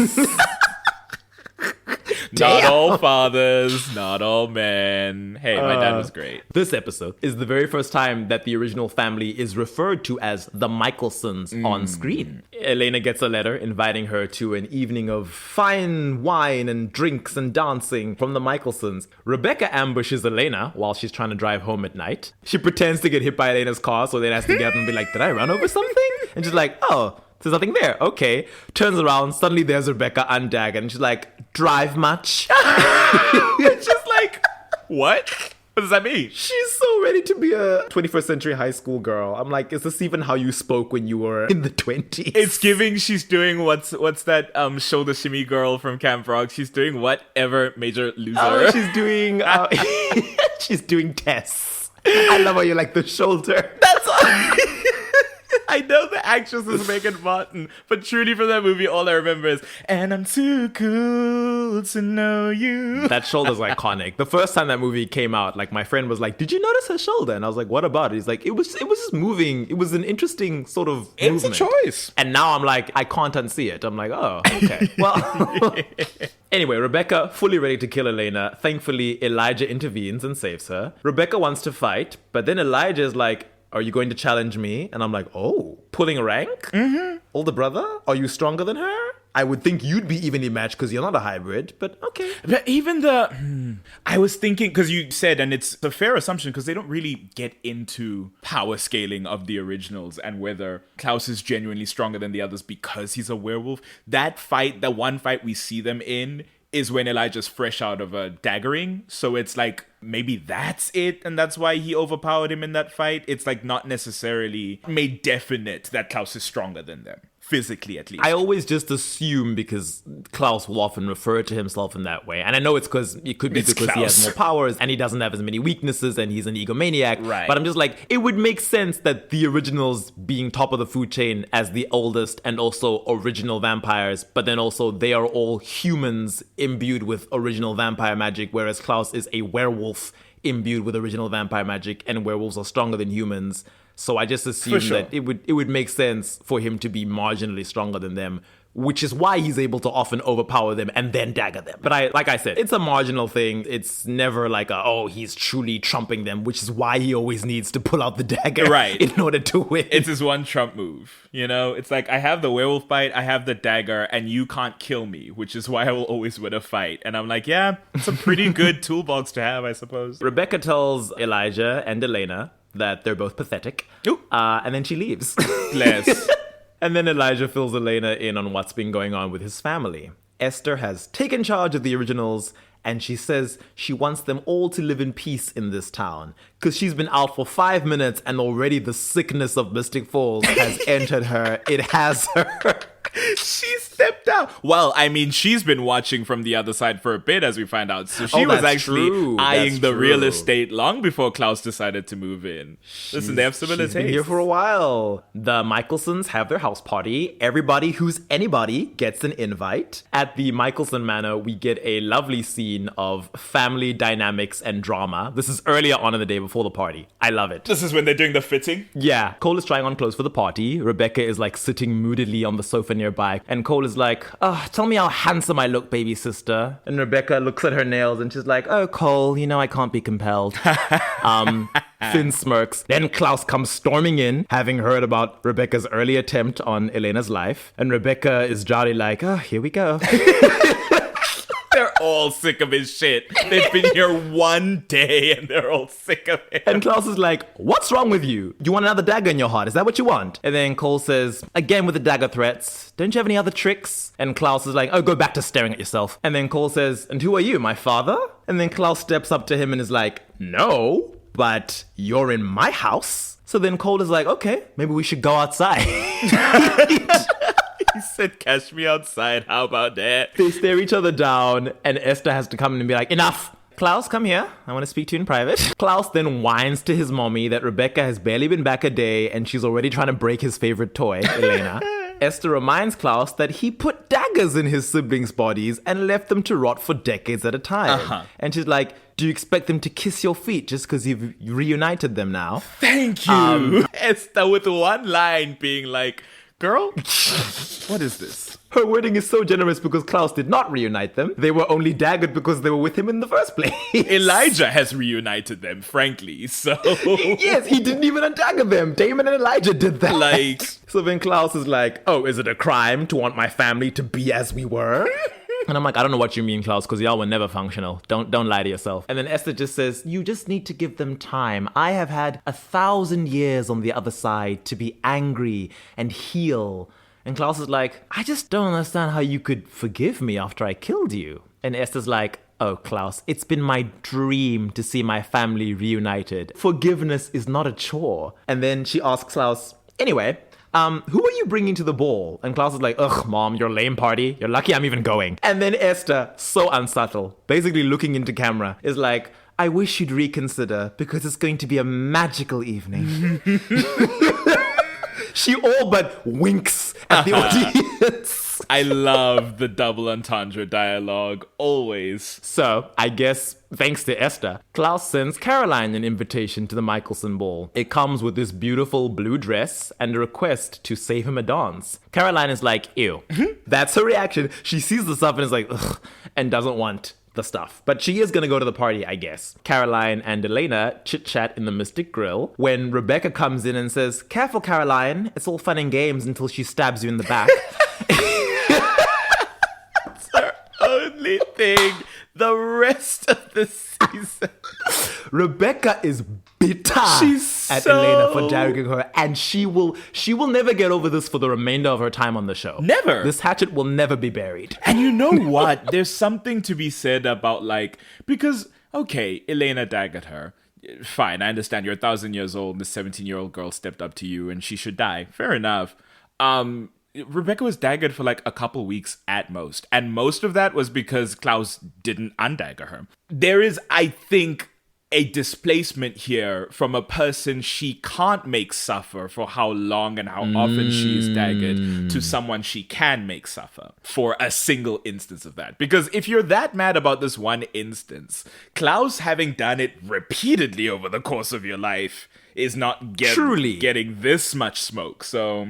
And she's treating it like, oh, Elena, I thought we'd reached like an understanding. We were being friendly with each other. Maybe not friends, but amicable. And then you daggered me. I'm going to hate you forever for that. That was shitty. And it's like, and your big brother? Right. Who's done this? I guess because he's your big brother, you know? That's how it is sometimes. Rebecca is not a girl's girl in this show. Oh, certainly not. She's never heard of that. But then in the originals, it's like, us girls gotta stick together. I did like that episode. She's such a girl's girl in that show. Yeah. But here, I guess she's just like, the girls in this town suck and they're beneath me. But she's still, like, I want to don't go to rate high these school girls. and kiki with them. But New Orleans has my bad bitches. It's got my magic queens. Like, let's roll. Elena asks Rebecca why she's here. She's like, just a reminder, Esther has forbidden all of you from killing locals, so you can't touch me. And then Rebecca's like, get over yourself, Elena. It's not all about you. And then she walks over to Matt and invites him to the ball, which is the real reason she was there. Now, because I'm trying to track back from this moment, because not to say this can't be the first moment the two of them interact, because certainly they've done that with Klaus and Caroline, so why not Rebecca and Matt? But they've spoken before, right? Which is why Rebecca is kind of taking a shine to Matt at this point in the story. I'm not sure if they've spoken, but I think he was supposed to be her date to homecoming. Yes. Because after she's daggered, Caroline's like, oh, we've gotten you a new date, Matt. It's Elena, except Elena's actually Catherine. So... Much to say about Matt and Rebecca in this episode. A lot of it from Cole. I can't wait to get into it. So Caroline is scandalized and asks Elena why Rebecca would do that. Like, why is she asking Matt? And then Elena's like, it's probably to get this exact reaction out of us. Caroline's like, okay, well, now I have to go to this dance. For Matt's sake, if for no other reason. That night at the party, which Caroline attends in Klaus's dress because apparently she couldn't find anything better to wear, which I'm like, excuses. At the party, Damon speaks to Mayor Lockwood. Then Cole comes over and charmingly introduces himself to the mayor. Damon greets Cole, seeming to think he looks familiar, and asks if they've ever met. Cole says, I've met a lot of people. You don't particularly stand out. I later learned this was because the writers were intending to later reveal that Damon and Cole had briefly known each other way back when. But this idea was evidently dropped in the end, so it's just Cole gagging him. Fair enough. Caroline shows up and Klaus greets her. She's like, ugh, I need a drink. And walks off. Finn comes over to introduce himself to Elena. He's like, oh, did you get my mother's invitation for a sit down? Just a reminder, it didn't include your friends. And Elena's like, well, the Salvatores are here protecting me. You know, Esther already tried to kill me once through Vicky earlier this season. And then Finn's like, if you want to speak to my mother, you will have to do it alone. Elijah MCs the ball, making an announcement. Love that for him. Because of course it's him. It's not going to be Finn. God, no. The actual eldest sibling. No, Esther, the host. It's Elijah. Mr. Suave and Debonair. He's got the voice for it. He makes an announcement about how whenever his mother brings their family together like this, it's tradition for them to celebrate with a dance. He's obviously lying since Esther has been dead all this time. The Mikaelsons invite everyone to partake in a centuries-old waltz set to Ed Sheeran's Give Me Love. Yeah? At least as far as we His can hear. favorite song. He personally requested it. Because they're all like swapping partners because it's that kind of a dance. Klaus dances with Caroline for a bit and offers his condolences about the recent death of her father. She is adamant that she does not want to discuss that with him. And Klaus is like, okay, fine. Topic change. Nice dress. And Caroline's like, I'm only wearing it because I didn't have time to shop. Which is like, in what world? But okay. Fair enough. Klaus tells her she's a magnificent dancer, and Caroline tells him, well, I have had training. I happen to be Miss Mystic Falls. And Klaus is like, I know. seeing this through the Caroline lens, I'm like, oh, look, they're having banter. She's clearly fighting against some sense of being a bit taken with him. And he has done his research. He knows she's Miss Mystic Falls. He respects her. He sees her as a woman of caliber and fine breeding and some such nonsense. I guess it's cute. A woman? Okay. I don't know. And also... She's 17. No, she's Right. 18. She turned 18. Ooh, I wanted guess to she's say, a woman I don't know now. if I brought this up. I think maybe when this show was launched, 2009, it was that era where high schoolers having relationships with adults was still a bit more permitted on TV. It's true. And then I think as time went on, maybe the writers became a bit conscious of how icky that looked. Because Elena turns 18 at the start of season 3, and we begin our proper Delena journey after that. Caroline turns 18 the very episode that they Klaus starts bring having an in interest in her. Oh, no. I see you, CW. That's you think you're slick. wild. That's crazy. That's crazy. Are we mid Ezria at this point? Is that their ship name? Arya and Ezra from Pretty Little Liars. Is that a thing? It's 2011, so we might be. As Yeah. you know, I haven't watched that show. Pretty Little Liars. That's fair. I think this is around season 1 or season 2 of it. So yeah, we're smack bang. Damon dances with Rebecca for a bit. She's glaring at Caroline. He tells her to stop that. And then Rebecca's like, "Ugh, of course Caroline looks beautiful. Nick Klaus gave her everything she's wearing." And I'm like, God. like, Rebecca, why are you beefing with kids? It's- What's wrong with you? So embarrassingly small of her to worry about all this minor shit. Who are these people, Rebecca? You're 1,000. Caroline's not even in your bad graces. You barely know her. You showed up beefing with her ages ago, and she's been very graceful about it, if we're keeping it a buck, and you continue to embarrass yourself in this matter. Truly, she's moved on from Tyler. She's like, Tyler, who? Right. Now it's just about Caroline, and it doesn't make sense anymore. Damon tells Rebecca she's no dog herself. His exact words, like, you're no dog yourself.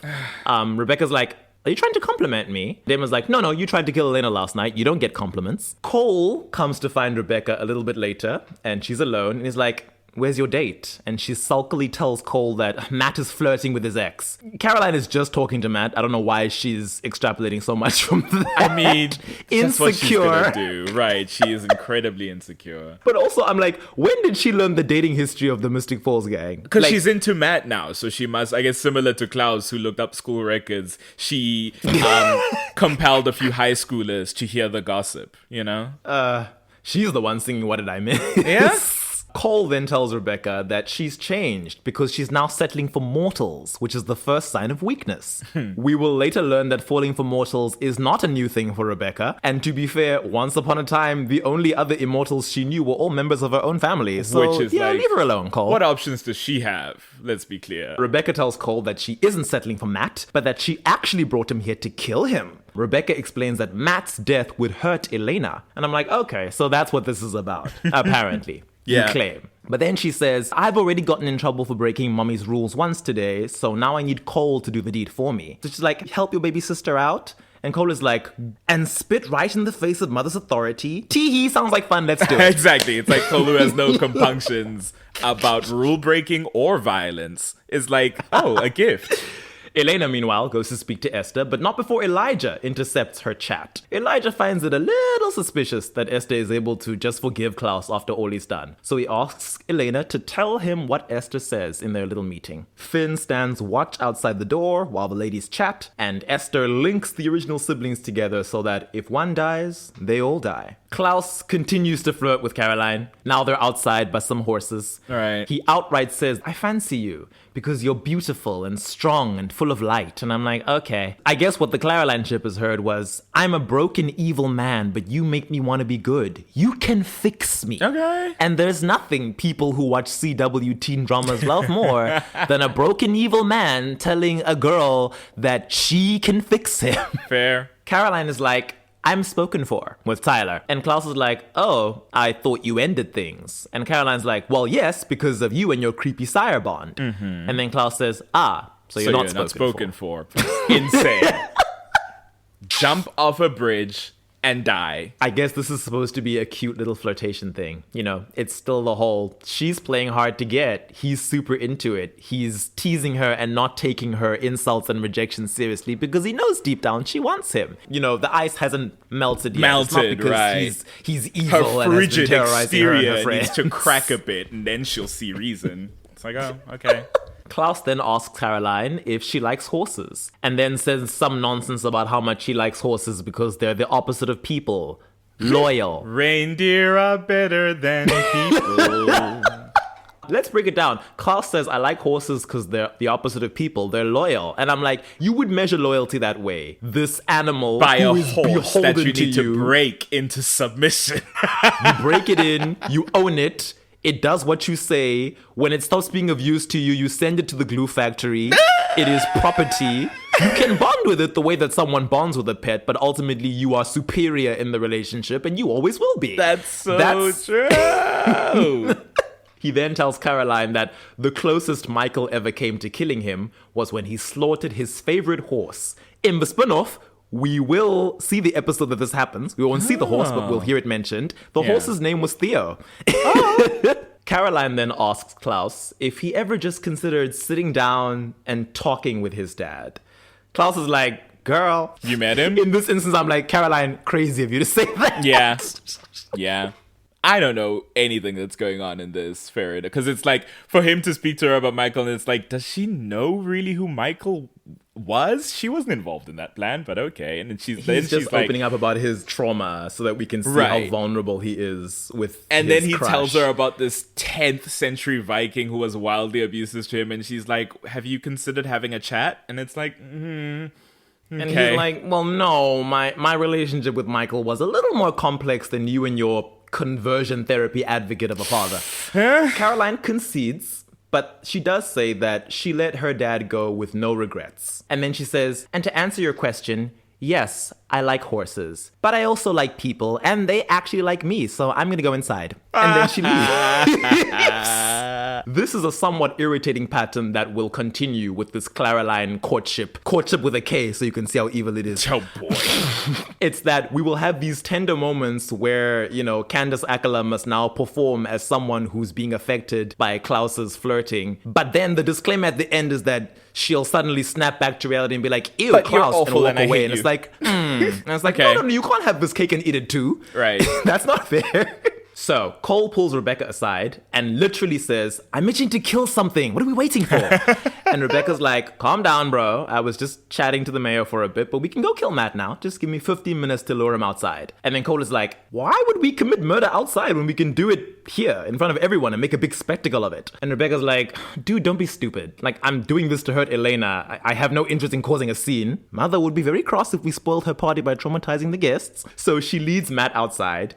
Matt, who is a chivalrous sweetheart, Bless. too good for this town of toxic men, notices that it's freezing outside. So he goes to get his coat from his car. Rebecca sees Matt's raggedy pickup truck and is like, this is your ride? Ooh, child, the ghetto. You live like this?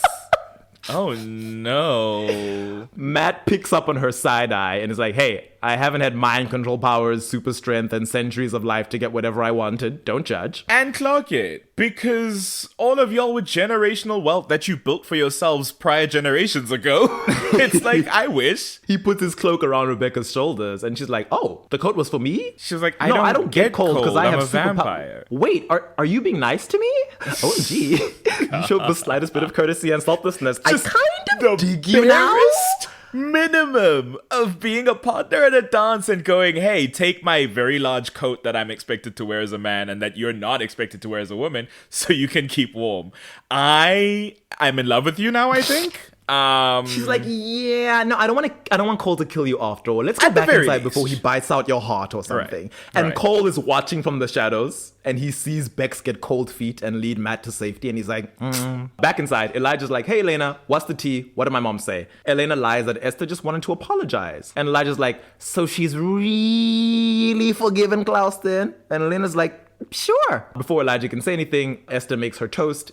Everybody drinks the doppelganger blood wine.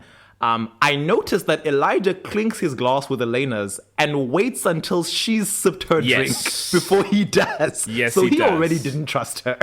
Very smart move. Klaus talks to Caroline outside again, and they discuss the various places that he's stolen priceless items from. Then she sees his drawings, and it humanizes him or something. He's a tortured soul. He's an artist. He humble brags that one of his art pieces is on display at the Hermitage. Okay. Would you pay for that? That's my first question. It's like, he's good, but it's like, I don't think his stuff is that good. I'm no connoisseur. He's on display at the Hermitage. He's good. Okay. But Caroline's like, no, I've never been. I've never been anywhere besides this one-horse town, and I guess wherever her dad and Stephen lived. And then Klaus is like, well, I could take you anywhere in the world. He's being all charming. It's all Aladdin. I can show you the world. Caroline is like, it must be nice to snap your fingers and get whatever you want. And then she asks Klaus, is that why you want your army of hybrid slaves so badly? To take you places and bring you things? And then Klaus is like, you're actually making assumptions about me, and that's rude because you don't know my life. And I'm like, no, not really, Klaus. She's kind of clocking you. She's kind of exactly clocking you, and also speaking based on things you have actively done while you were in this town. So that doesn't super make sense. But okay. And he will absolutely spend the rest of this season and a portion of season 4 using his hybrids as minions for even the most menial tasks. Right. So then Caroline's like, okay, why do you need Tyler if you don't want a servant? Just let him go. And Klaus is like, girl, you're spoiling our Caroline moment. I think you should go. Oh, touched a nerve. Then Caroline clocks his T1 last time and is like, I get it. Your father never loved you, so you assume no one else will either. That's why you compel people, or you sire them, or you buy them off. But that's not how this works. And she takes off the bracelet that he gave her and throws it on the floor and says, you don't connect with people because you don't even try to understand them. And I'm like, I would take it further and say, I don't think you can understand them. You need years of therapy. Yeah. But it's true. You don't try. Yeah, in a rational world, that would be the answer. Yeah. Cole, meanwhile, finds Rebecca inside and is like, what happened to killing Matt? And Rebecca's like, well, I changed my mind. Our mother slaved over a hot cauldron all day to make this party perfect. I don't want to spoil it. And then Cole is like, oh, Lord, you like him, don't you? And then he says, and I quote, oh, what did he do? He gave you 5 seconds of his attention? Don't be so predictable, Rebecca. And I'm like, oh, damn, okay. And we'll never go back. Cole has been watching the show as well. We'll never go back from that. Rebecca tells him, there's no need to be rude. Just leave Matt be. And then she walks away. And Cole is like, yeah, I'm totally gonna do that. Matt is minding his own business when Cole lures him out onto the balcony by whispering his name and disappearing. It's all very typical vampire predation. But it's also very typical of immature children. He's like, Matt. And then Matt turns around and there's no one there. Cole is truly all of the evil and power of an original, but in a little boy's sort of, like, stuck into that annoying little brother archetype. Right. Which is why I thought he was the youngest for the longest time. Learning that Rebecca was the youngest of all of them baffled me. Matt is about to pop back inside when Cole is like, hey, man, you're that lower class boy who was hanging out with my little sis. Sup, man? I'm Cole. Give me a shake. Matt is apprehensive, but shakes Cole's hand. Then Cole starts to crush his hand with super strength. Damon, who's been upset by his own Elena drama, shows up to save Matt, just so he has an excuse to fight Cole. He shoves Cole off the balcony, then leaps down onto him, punches him in the face, and snaps his neck. The Mystic Falls gang and the Mikaelsons are not pleased. Caroline returns home to find that infamous painting of herself on a horse. No, it's not a painting, it's a drawing. With a message from Klaus thanking her for her honesty. You see, their connection is being forged by something real because she tells it like it is, and no one's ever done that to him before. Nobody's ever stepped up to him and said, leave this town, no one likes you, or face the consequences. Or this is why you have a toxic relationship with everyone in your orbit. Right. After the party, Mama Esther vents to Elijah, her responsible child, about how naughty her other kids are. And she says Rebecca and Cole disgraced their family. Elijah says he'll talk to his little siblings about their behavior and ensure it doesn't happen again. And Esther's like, aw, you're such a good boy, Elijah. You're my reliable I'll miss you son. after I kill you. No, what she actually says is, thank you, Elijah. I wish the others were more like you. Mm-hmm. Elijah leaves, and then Finn comes in to speak to her, and he asks if she's having second thoughts, and she's like, no, I'm not. It's just a shame that Elijah also has to die, since he's so moral. And then she turns to Finn, and she's like, by the way, are you okay with dying too? And Finn is like, lady, I've been depressed. I am ready to die.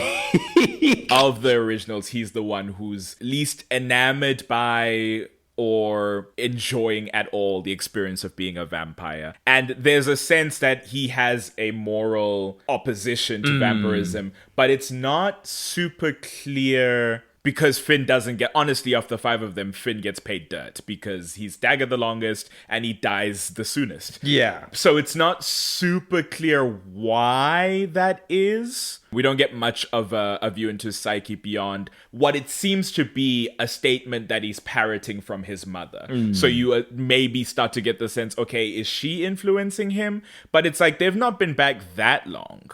And he seemed to immediately jump towards this. So I don't know. It's possible that being raised by a witch, maybe he had those ideals of nature. And so even when he became a vampire already, he was like, this feels wrong. This is not okay. And then we inadvertently became these bloodthirsty predators. This is wild. I don't like this. That's the thing that's missing, unfortunately, in the picture of them in their youth. Because they're all witches before they're vampires. But seemingly none of them... Well, only Cole is a witch. The rest of them didn't seem to have any magic. They can't not be witches is the thing. They are born to a witch. We had this discussion in another episode, and I still maintain that it's like, if being born to a witch didn't definitely make you a witch, that would have been brought up, in my opinion. I mean, I don't know. I would have to go back and truly study this universe to make sure everyone with at least one witch parent is also a witch. Well, we don't get a lot of genealogy there, but fair. Esther was not practicing when she was raising her kids, like for the most Certainly. part. So it's possible that Cole just picked up on some rudimentary skills because he was a prodigy, and the rest of them were like, well, mom's not doing it, so I'm not going to learn it from anywhere. Sure, yeah. That might be it. It's like Bonnie didn't learn magic to begin with. She started doing it instinctively and didn't understand what was happening. So it's like there's a capacity before you start learning. But my point being that like maybe because he's the oldest and had the most time, conscious brain time while his mom was doing witch things, and maybe he picked up on some stuff on those principles and that's why. I don't know. Yeah. Also, it's, heightened vampire emotions. It's possible that, after 900 years in stasis, he hadn't had time to come to terms with what immortality is. So he's still feeling a little bit magnified sense of existential dread and like, no, I don't want to be here forever. Like, my family are monsters. We were torn apart. My dad hunted us down. My mother was killed. Like, it's all too much. I don't want to do this. Also, because ultimately, Esther and Mikael did not give their children a choice. They just did this. No, they definitely forced this experience onto them. They're holding that bleeding girl to Rebecca's mouth and saying drink, or at least Mikael is. So it's not great. His motives get explored a lot more in the spin-off. It's lovely. There's a lot we can get from there. But I guess, as far as it stands in the Vampire Diaries, we're like, yeah, he's just depressed, I guess, and ashamed of who he is, and what he is, rather. At the end of the episode, Rebecca goes to speak to Matt at the grill. He's quite upset that his hand has been damaged, and he doesn't even have the health insurance to pay his medical bills. Go figure. Rebecca's like, sorry about Cole. He's so crazy. Let me buy you a drink. And Matt is like, listen, Rebecca, you're fun and really pretty. And I'm like, fun where? But I just want you to leave me alone. Yeah, which is a very fair response. So Matt walks off. Damon sits down and he's like, ooh, rejected by the captain of the football team. Harsh. Rebecca tells Damon to shut up. She's like, I knew I should have killed him. Mother wouldn't let me. So that's a healthy way to handle rejection. Damon pours her a drink and he's like, oh, you'd have broken Matt in half anyway. And then Rebecca's like, are you suggesting that I can't be gentle? And Damon says, no, you just need someone a little more durable. That's all. Then they get hammered and go back to Chez Salvatore and hammer each other. It's just so embarrassing, Rebecca. Where is the shame? Stand up. Damon, to quote Caroline, the cooties in that bedroom. Girl. Okay, though, listen, do what you need to do. She was sad. She needed to get over someone by getting under someone else. Fine. But she's truly bounced around all the eligible male characters in this show who aren't Alaric. It was like, oh, I'm back to life. Stefan. Okay, Stefan's going through stuff, doesn't want me. Back in town. Ooh, Tyler for 5 seconds. No. Flirted with Damon. No, Damon's up to something. I'm still shrewd at this point, so I don't like him. Then it's, okay, Stefan. No, still not Stefan. Okay, now it's Matt. Matt doesn't want me. Okay, Damon, come. Let's go. And it's like, girl. That's all she's got going on right now. I need you to want more. Episode 15, All My Children. Rebecca leaves Shea Salvatore after banging Damon. Elena catches her on her way out. She comes home to the Mikaelson manor in another one of my fave scenes. And Cole teases her for doing the walk of shame. He's like, well, there's our girl. Out all night. What a scandal. I trust you do better than that riffraff. Matt, was it? And I'm like, why is this family so classist? Y'all like to act like you were born royalty. Your father used to live in a village. It really is wild. The hundreds of years as the elite originals has given them an air of nobility. I guess culturally speaking, yeah, you could say. Social climbers. They are new money. They're the oldest new money. The oldest new money there ever was. Rebecca gets annoyed at the slut shaming. She tells Cole if he doesn't shut his mouth, the next thing to come out of it will be his teeth. And then Klaus smirks and she's like, don't start, Nick. And he's like, I didn't say anything. It's a lot of just like sibling banter that's so fun to see that we don't get a lot of because the originals aren't usually together. Cole, very problematic, but you know, he was daggered in the 1900s, says, I'm bored. Our sister is a strumpet, but at least she's having fun. I need entertainment. Not a and I'm like, strumpet.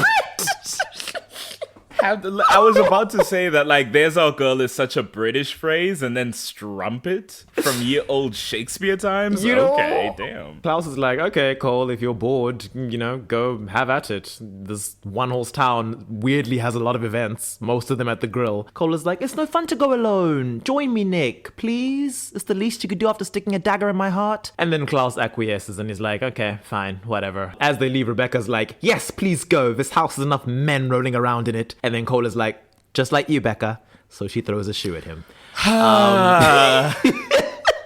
2011. With men from 1900. Elijah comes in and he's like, yeah, I don't have time for this sibling childish drama. Something weird is going on. She's acting sus. Like, there's like burn sage here, which we know she uses like when she does eavesdropping spells. When she needs to speak I don't know freely. how they would know that. I guess they know it from other witches, not necessarily from Esther. I have to assume back in the day while she was practicing, they might have picked that up as well. If she and Ayana had to discuss some things. I guess. I mean, they didn't have super hearing back then. They did for a bit. They were vampires and living there for some time. Oh, yeah. I guess they were vampires for like... At least a month before for like the 1 deception week was revealed. until Klaus killed someone Yeah. and became a werewolf. Right. But anyway, Rebecca's like, meh, it's probably nothing. Why don't you ask Finn? He's the mama's boy. And then Elijah's like, no, Finn has always hated what we are, so I don't trust him. And Rebecca says, stop being dramatic. We're a big, happy family now. Mom loves us. Finn loves us.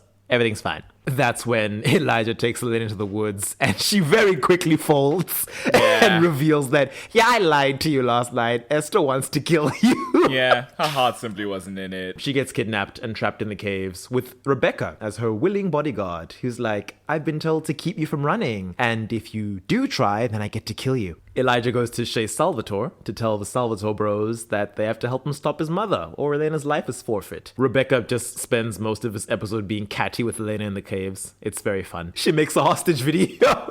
She's like recording Elena and Elena's like, what are you doing? And she's like, don't you have anything want to say to your precious Salvatore boys? Doing a lot. Keeps lighting matches when Elena gets to hide away in that cavern vampires can't enter. She's just like, I'll just burn you out. Got a whole canister of She's gas. relishing in it. At one point, she's even like, tell the Salvatore brothers how it feels being stuck in here with your biggest fan. God. It's fun at least, but it's like, oof. She does call Elena out though, and then tries to be all sympathetic. She's like, oh, do you think I want to spend what could be the last few hours of my life having petty chit-chat with a girl who literally stabbed me in the back? And I was like, yeah. That whole literal thing is going to keep coming up. She really just It's true. sucker punched her with a dagger. Rick and the Salvatores conspire to dagger Cole so that all the originals will be neutralized. Caroline is sent in as a distraction, as usual. This is when Cole is like, oh, I remember her from last night. She looks like a tasty thing. Boy. And Klaus says, say one more word and I'll tear out your liver. Then tries to flirt with Caroline, offering her a drink. And she goes, thanks, but I'd rather die of thirst. Caroline shippers, I don't know what y'all would make of that. Not much Well, I can pull from there. That's exactly in the same vein you've described, right? That's her like resisting his charms. But in this instance, she's literally been sent in as a distraction. Right. But from a certain perspective, right? Because then like Klaus runs after her, it's just like, I'm chasing after her. I'm getting the girl. So I'm sure it still works for people. It is truly insane. He's suddenly being all cute and he's like, come on, Caroline, Give me get a to know me. chance. And I'm like, what? You're the villain. This is wild. This is insane. I'm just a guy in a rom-com. What are you talking about? I'm James Get Marsden. to know me. This is the Night King walking up to Daenerys Targaryen and being like, Daenerys, get to know me. Like, come on. Oy. Cole bugs Meredith with his whole, a woman of your caliber ought to choose more suitable company. What's your name, love? And she's like, none of your business. And he says, let's try that again. I'm Cole. And then she says, why don't you get lost, Cole? And he's like, oh, why would I do that? I like pretty little things with sharp tongues. He's so extra. It's lovely that Laurie comes in and saves the day and daggers him. When he gets daggered, everyone goes down except Klaus, who feels it. Esther's like, oh no, something's wrong. Klaus senses the pain, but he's still immune. God damn it. When I first watched this, I was really hoping that maybe they were going to discover that these daggers affected Klaus, at least because they're linked. Because I'm like, okay, the effect of being neutralized will be transferred onto him. But no, Yeah. no such luck. He's got to be insurmountable, right? You can't defeat him in episode 15. Yeah. He yells at Caroline. She says she hasn't done anything. He vamp speeds into the alley to save his little brother, tosses Rick and Stefan aside, and Klaus is like, actually, why haven't I killed you yet, Damon? I've been giving you a lot of chances this season, and it's amazing how annoying I've allowed you to be. Honestly, from episode 1. And Damon's like, okay, it's fine. You can kill me. Won't change the fact that your mom wants to kill you. And Klaus is like, what you say about my mother? Elijah show up immediately and be like, okay, cool. If you don't tell us where the witches are, since our mother is channeling them, I'll call Rebecca and kill Elena right away. And Damon's like, what? We still have like 20 minutes left on the clock that you set. And Elijah just says, I'm sure Rebecca would be more than happy to start her work early. That's when Rebecca super speeds after Elena, finds her in the cabin, and she's like, okay, I can't enter. I'll be right back. Don't move a muscle. Comes back with gasoline. When she's just like stone-faced pouring gasoline into that cavern while Elena's cowering in a corner, it's like, oh, there's the Rebecca I need. But like, if she was working of her own volition, not being directed by her older brothers to do this as a henchman, it's just like, damn. This is cold. Who are using her pre-existing like petty high school grudge, right, in order to get her to serve do a what they purpose. want. It's like, damn, I wish this was your own storyline, because that'd be fun. But hey. Elena's like, what are you doing? And she's like, you either come out or I burn you alive. It's your choice. And that's when she tries to like revel in it a bit. She's like, tell me, Elena, how does it feel to know these will be your last moments? And Elena's like, I don't know. You tell me. You're the one whose mother is trying to kill you. And I was like, damn. All right. Gives as good as she gets. That's when she points out that, you're still wearing Esther's necklace. So Rebecca's like, this old thing, screw it. Chucks it off, throws it in the cave. We'll never see it again. It's so unceremonious that truly is the last we see of that necklace. Oh, Like, doesn't it come back in like... I don't think so. It comes back in a flashback and then in a returned memory post-compulsion and then in a psychic vision made by a siren are the only times we see that necklace afterwards. So I guess it doesn't physically come back, yeah. What a wild sentence if you were lacking context. Anyway, Elena manages to convince Rebecca that leaving her alive to torment her for longer will be more satisfying than killing her now. Meanwhile, the younger three sons of Mikael go to confront Esther and Finn. Cole jeers at Finn for being mommy's favorite and playing the role of sacrificial lamb. And Esther's like, oh, hush up, Cole, because Finn knows virtue you can't even imagine. Elijah then says, whatever you may think of us, killing your own children will be an atrocity. And Esther's like, honestly, should have let y'all die back in the 10th century if we're keeping it real. Because that's the thing, right? I know we've spoken enough about Esther, but the decision to be like, hey, 1,000 years of carnage and bloodshed because of a thing I did... I love you, my children. You are monsters. I get that it's my fault, and now I'm undoing my mistake. There was a Lady Gaga joke in there somewhere. You love the paparazzi, love the fame, even though you know it causes me pain. You know? So Your monsters torture me. There you go. So I understand you will no longer be living once I do this, but the world will be better off for it, and you need to understand that. It is the thing that they're referencing here, the idea of like a mother killing their own children being this like incredibly monstrous thing. It's kind of funny that like the societal more that they're playing with, I don't know if it's meant to, but it feels so paltry in the face of the amount of people they have killed in this world. To then look at Esther and say, to kill your own children as a mother is this absolute atrocity. It is Elijah who delivers the line, and Right. he's usually the one who's trying to act as though these morals and values are something he lives by, when it's like, nah. You don't always walk that straight and narrow, Elijah. Even you are a monster. A pestilence and a plague, these kids are. And I guess Esther saying that Finn knows virtue that they don't is because she's like, no, he has the decency to be ashamed and disgusted by his vampirism. Never had a The chance. rest of you. Oh, that really reminded me of a line of dialogue from Brokeback Mountain, and I don't want to engage in the queer metaphor right now. So we'll move past it. Jack Nasty. It's a conversation between Jack and Ennis where Jack is like, it's a moment where he's finally managed to crack Ennis Delmar and get him to like smile and talk a little bit. He's singing a song about sinners going to hell after the Pentecost or whatever. And then Ennis is like, you may be a sinner, but I ain't yet had the opportunity, because he's lived a very sheltered life. And that just made me think of him for that reason. But anyway, Yeah. the sin being gay. If only they'd kept Sage, You know? We'd be playing with something. But yeah, Esther is very much giving love the sinner, hate the sin vibes here.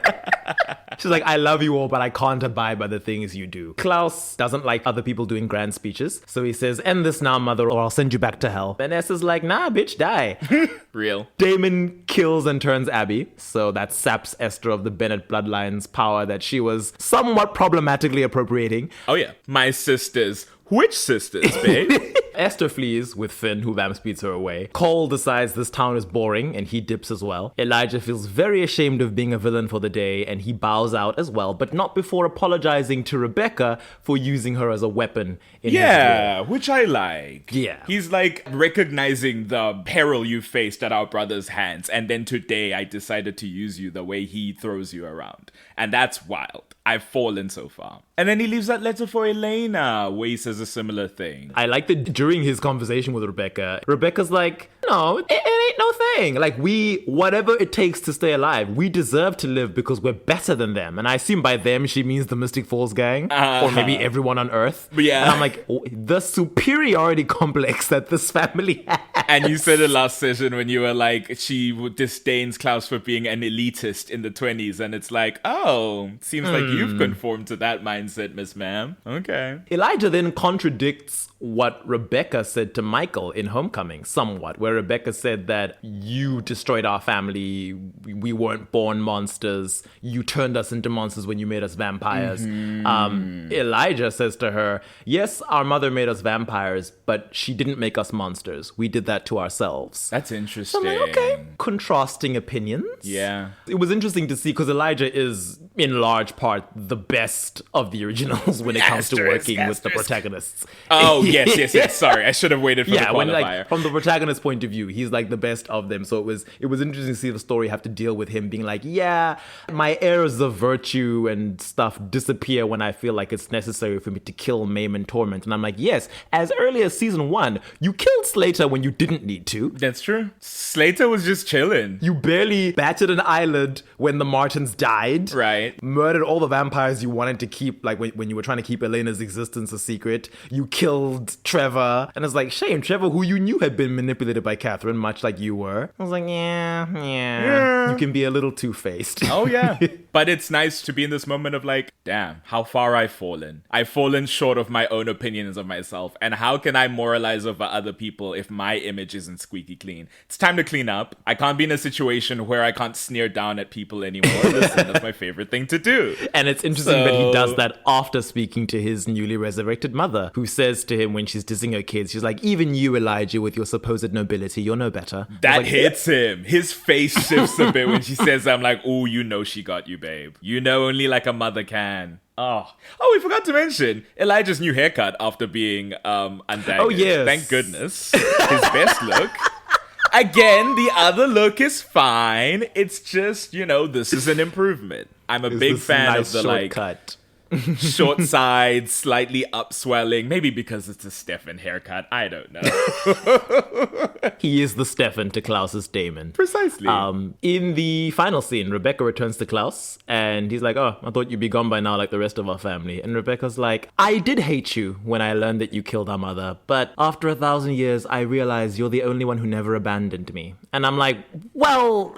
What can be said to that? I guess. To the extent that he wouldn't let you leave when you wanted to and often took that choice I guess, from you. in a sense, being forcibly tied to someone's side then means that you can't be abandoned by them. So, you know, I see what she's saying. Such a healthy family. Horrifying thought, but fair. She then shows him that while she was chasing Elena and taking footage of her, she discovered the old native cave drawings. And she's like, peep that. There's a white oak tree of the same tree that we destroyed that apparently grew back 300 years after we fled to Eurasia. Episode 16, 1912. Rebecca's snooping around, trying to find the whereabouts of this white oak tree. She speaks to Mayor Lockwood, who has no idea what she's up to, and happily tells her that whichever tree she's looking for was probably cut down in the old founders' days to build something wooden in this town. So Rebecca's like, where can I find those old milling records? You know, the ones that go that far back. And Mayor Lockwood is like, the Salvatore family used to be in that business. And Rebecca's like, ugh, great. Now I gotta deal with them again. Ugh. So she goes to make some casual talk about the Salvatore family history. Damon's like, your sudden interest is masking something. But because he's Damon, he's like, are you trying to initiate like further flirtation and courtship with me? Rebecca continues to ask questions. She rather unsubtly brings up the lodging business and all that stuff. It's and not like, very good. what was that like? It just isn't. If Damon hadn't been busy dealing with Ripper, Steph, and stuff that day, Right. he probably would have clocked it sooner. But he gets bored and he's like, I'm dealing with my brother's bloodlust. Please go away. The Salvatore brothers play darts. She comes back again. When it's like, hey, here's an opportunity. They're at the grill. Go to his home. You lived there for some time. Snoop. I don't know. She and Damon then gang up on Stefan and tease him about his broody diaries because like Damon has brought one and they're reading through it. And then they're like, hey, let's take Stefan out to feed. Rebecca says Ripper Stefan from the 1920s was way more fun. He had no conscience at all, and it was one of the things she liked most about him. And I'm like, okay. That's why you'll never get him back. People to have next to you when you're going through the throes of blood withdrawal. I cannot imagine. Damon grabs some victim off the street to feed off. He forces Stefan to drink from her, but not kill her. And he's like, do it, otherwise I'll let Rebecca completely exsanguinate this woman. Rebecca's like, oh, I'll do it. Extortion. Stefan ravenously munches on the woman. And then Damon's like, okay, I'm done using you, Rebecca. Go away. She's like, wow, rude. Wild. And that's the last we see of her. Wild. And for this period, she's the only one who's active. Klaus disappears inexplicably, and Elijah is gone. Episode 17, Break On Through. Rebecca continues to snoop around, and today Damon actually does notice. He tells Rick that Bex is up to something, but then he's distracted by the return of Sage, his old vampire mentor. Damon goes to greet her. Rebecca comes over to be catty because she's like, I've missed my high school drama. I haven't seen Elena and Caroline in a few days because I've been busy. Here's a target. Damon warns her that Sage used to be a boxer and used to beat up men for sport, and Rebecca's like, yes, she was always quite common. So were you. She's 900. The elitism. Rebecca's still watching those old season 2 episodes where Elijah said our parents were wealthy landowners in Eastern Europe. Not like poor dying Vikings that left to a new world as a last resort. Sage sees Rebecca and is like, oh, Rebecca, what a happy surprise. Rebecca asks Sage what she's doing in Mystic Falls. And Sage is like, well, I heard that Finn was finally freed from that casket your rageaholic brother Klaus carted him around in. And Rebecca says, ooh, Finn, you just missed him. He left town and didn't tell a soul where he was going. Sage says, well, he probably went looking for me. And Rebecca says, or quite possibly he forgot all about you. It's so unnecessary. I'm like, you what did she barely do know to you? Sage. Where's this energy? It's so... Now that the girlies are stacking up, it's so weird that Rebecca must fight with every woman who's on screen. She fights with every woman. She falls for every man. It's What's just going is on? so transparently bad. The way they write this girl sometimes. I guess Bonnie's just fortunate that they don't have any scenes together, right? Otherwise she'd be in the crosshairs. Inexplicably. Now Bonnie's that like, you "What?" mentioned it, they truly don't. Even when they go to the island together in season 4, do they speak? They're on opposite ends of that weird polycule of people trying to get the cure. Sage is like, well, I doubt that Finn has forgotten me. And Rebecca's like, no, because he didn't seem to mention you. Which I'm like, fair. Finn came back and wanted to die. He didn't mention having a girlfriend. It's almost like one person in the writing room was writing Rebecca's lines and they're like, I'm going to lampshade how one of these other writers now wants to introduce this Sage character as It's like, Finn's why lost love. haven't we talked about her? Exactly. Weird. Anyway, moving on. And Rebecca's like, sorry you came all this way for nothing. Have a nice life. And she walks off. And then Sage is like, God, I hate that elitist original bitch. And I'm like, well, there it is. I She guess. is quite elitist. I guess so. A little while later, Damon and Sage walk through the woods, and Damon scoffs at the idea of Sage being romantically linked to Finn. And Sage is like, no, Finn is my one true love. And she's like, he turned me so that we could be together forever. But then Klaus daggered him, and I've been waiting for him for 900 years. I wonder if at the time season 3 was being written, the intention was to suggest that Finn was daggered because of his love for Sage. Like perhaps he turned her and like intended to leave his family and elope, and Klaus was like, nope, you're gonna go in a box. That's interesting, especially because he's the first one to turn somebody. So that's the whole thing. It's like that them contending with the fact that, well, A, how did he figure out he could at this turn point, people? yeah. And B, what's their experience of like, okay, we can propagate a vampire race. What were everyone's opinions on that? Which, yeah, as you say, when the originals happens, they kind of retcon that. And then it's like, okay, kind of weird, the timeline of things regarding Finn, but fair enough. Oh, He is yes. the least important. I'll touch on that in a moment. But yeah, it might also explain why he was daggered for so long, because it was like, oh, Sage is a vampire and would presumably live forever. Maybe she like ran away before Klaus could kill her, and they were like, we'll just keep him daggered until we can be sure she's gone. Sage tells Damon that Klaus and Rebecca always treated her like she was some peasant whore, quote unquote. Those are her words. And I'm like, yeah, I can see Rebecca's doing it now. But he's like, no, Rebecca's lurking around because she wants something from me. I just don't know what it is. And then Sage is like, cool, let's just glean the information out of her using vampire telepathy. Damon says that is impossible because Rebecca is far too old and powerful for them to use such vampire tricks on her. Sage is like, I could do it. She's 900, which is a lot closer to Rebecca's 1000 than Damon's 160 something. So maybe that's why she's so confident. But also, Damon's like, no, she's an original. Even you won't be able to psychically probe her without her noticing. And then Sage is like, no. Remember, I taught you how to manipulate women. she's a woman, If so we can- she's weak. We can exploit her. We can find Rebecca's psychological weakness and exploit it. We can enter her mind. Wild. So Damon goes back to flirt with Rebecca. It's their usual slap, slap, kiss dynamic. She's like, oh, we're talking again? You were quite rude to me the other day. And Damon's like, that was brother business. You can't hold that against me. Besides, I appreciated your help even if I didn't show it. And she's like, you were mean. And he goes, you like mean. And she's like, no, I don't. And he says, really? You didn't get a thrill back there pushing Sage down, crushing her dreams of true love?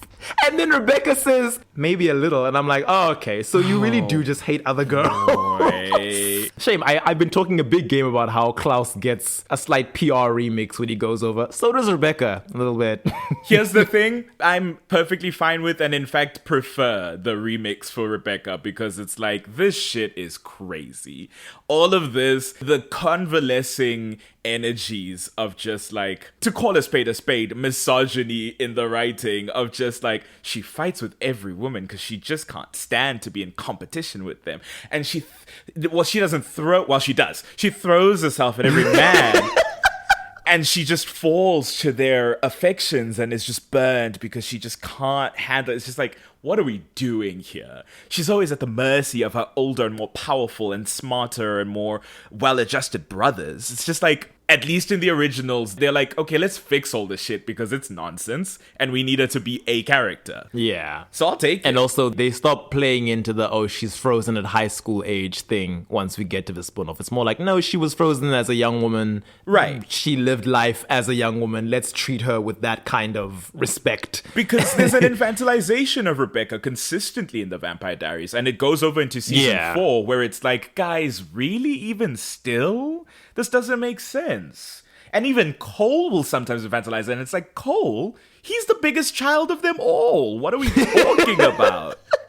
I guess because he's childish, but he never ends up whining and crying like she does. All right, well, I don't know. Damon invites Rebecca over to Chez Salvatore to join him and Sage for a drink. Rebecca says, not a chance in hell. And Damon says, well, you know what they say, two's company, but three's a party. She still doesn't say anything. So he's like, okay, fine. Enjoy the rest of your day. In like the sultriest way possible, getting all up in her personal space. He's smizing. He's smoldering. Later on, Damon hangs out with Sage at the Salvatore house and he's like, where's Rebecca? And Sage is like, don't worry, she's coming. She says, between Rebecca's craving for affection and her pathological fear of being left alone, our little get-together is too tempting to resist. Cool. Damon is like, yeah, speaking about relationships, Finn is gone and has moved on from you, girl. And Sage is like, no, I don't believe that. And Damon's like, sweetie, he strung you along for 900 years and then didn't bother to call you when he was undaggered. Which is an insane way to describe someone being effectively dead all that time and then waking up to a long-lost mother who encouraged him that suicide was the way to go. Oh, honey. Finny boy, they can't make me hate you until like one season of the originals, and then after that, you're back. Becomes even more radicalized than Esther in that show. Gets to a point where it's like, Esther, you're getting soft. I'll take care of shit. The doorbell rings, Rebecca's arrived, Sage is like, the sweet chime of desperation. I'll allow it. You know what? Rebecca dragged her for no reason. I will let Sage get her licks in. She can get her licks in. I'm just meta. I'm sitting in the meta energy, just being like, oh, God. Rebecca comes with a bottle of wine. The three of them party. It's mainly Damon and Sage dancing, while Rebecca looks like apprehensive. She goes to feed on some poor, unfortunate, compelled man. It's like one of the few times that I see this threesome feeding dynamic happen with a male human, because Damon then comes and is like, how about a duet? A win for feminism. The two of them then start making out while Sage watches like a voyeur. One thing leads to another, and it turns out they don't have a threesome, or not even an implied threesome like I remembered. Because disappointing. There's no sex scene, but we do see Damon and Rebecca lying in bed afterwards, and Sage isn't even in the room. Disappointing. She tiptoes in afterwards, fully clothed, while Rebecca is sleeping. What? Cop out. What was the point? We said three's a party and then went back to a crowd. What was two? I can't remember. Company? I guess there needs to be a sense of self-security. As Damon is making out with her, she looks over at Sage and she's like, what about her? And Damon's like, I don't want her, I want you. Which is music to Rebecca's ears. Since Rebecca is asleep and relaxed and contented, Sage is able to telepathically get into her head, finds out what Rebecca has learned about the existence of the second white oak tree. Sage then beckons Damon into the shower so she can relay that info while they're in there with running water, blocking them from vampiring. Then she psychically relays the intel to Damon. And Damon's like, oh, Rebecca's been looking for old milling records in order to trace the journey of the wood. So Damon searches through his family archives. He tells Sage to go upstairs and keep Rebecca distracted. I don't know if this is supposed to suggest that Sage did something with Rebecca that was carnal. I'm gonna pretend. Given how Rebecca treats her, I doubt it, but we can pretend if we want. The next time we see Sage coming downstairs, she's like, Rebecca has left, and Damon's like, satisfied, I hope. And I'm like, okay. Does that imply maybe? I don't know. I don't know. It's open. I'm gonna choose to put out into the world that they were attempting to do it, and it got chopped down through production by someone higher up who said, listen, we're on the CW at 7 Central. We can't be this explicit. And then they threw us a bone at the start of season 5 when she and Matt sleep with Nadia. Yeah, which is like, the energy's different there, but what are we gonna do? Take what we can get, I suppose. Yeah. Sage asked Damon if he found what he was looking for, and he's like, yeah. Turns out the wood was used to build the original Wickery Bridge, and it just so happens to have been recently reconstructed. Damon's like, these records aren't public knowledge, so Rebecca's gonna be chasing her tail for a while. And then Sage is like, are you saying all of the old wood removed from beneath that bridge is a weapon that could kill an original? And Damon's like, yes! And then she's like, can you see why that would be a problem for me, since I'm in love with Finn? And only then is Damon like, oh shit. Listen, Finn is boring. He's too dull for you to waste your time on. Girl, you're better off without him. And Sage is like, I'm gonna make it very clear with you right now, I'm not playing about Finn. I will kill you. And Damon's like, okay, fine. I'll make you a deal. Help me kill Rebecca, and I will consider Finn untouchable. And you can walk off into the sunset with him. And Sage says, is that a promise? And Damon says, yes, sure, totally. It cost my heart every day. Now, I know I've sang a few praises for Damon this season.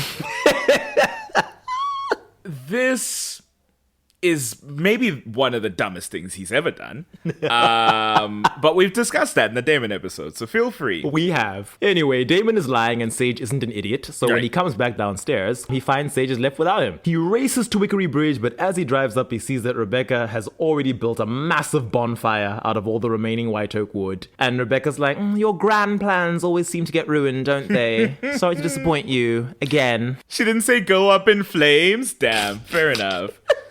Struts off into the night. Icon. At the end of the episode, Damon goes to Stefan and Shea Salvatore and he's like, Rebecca and Sage both missed that the old Wickery Bridge sign was also made of white oak wood. So, we've got some wood. Let's go kill some originals. Episode 18, The Murder of One. Such an ominous episode title.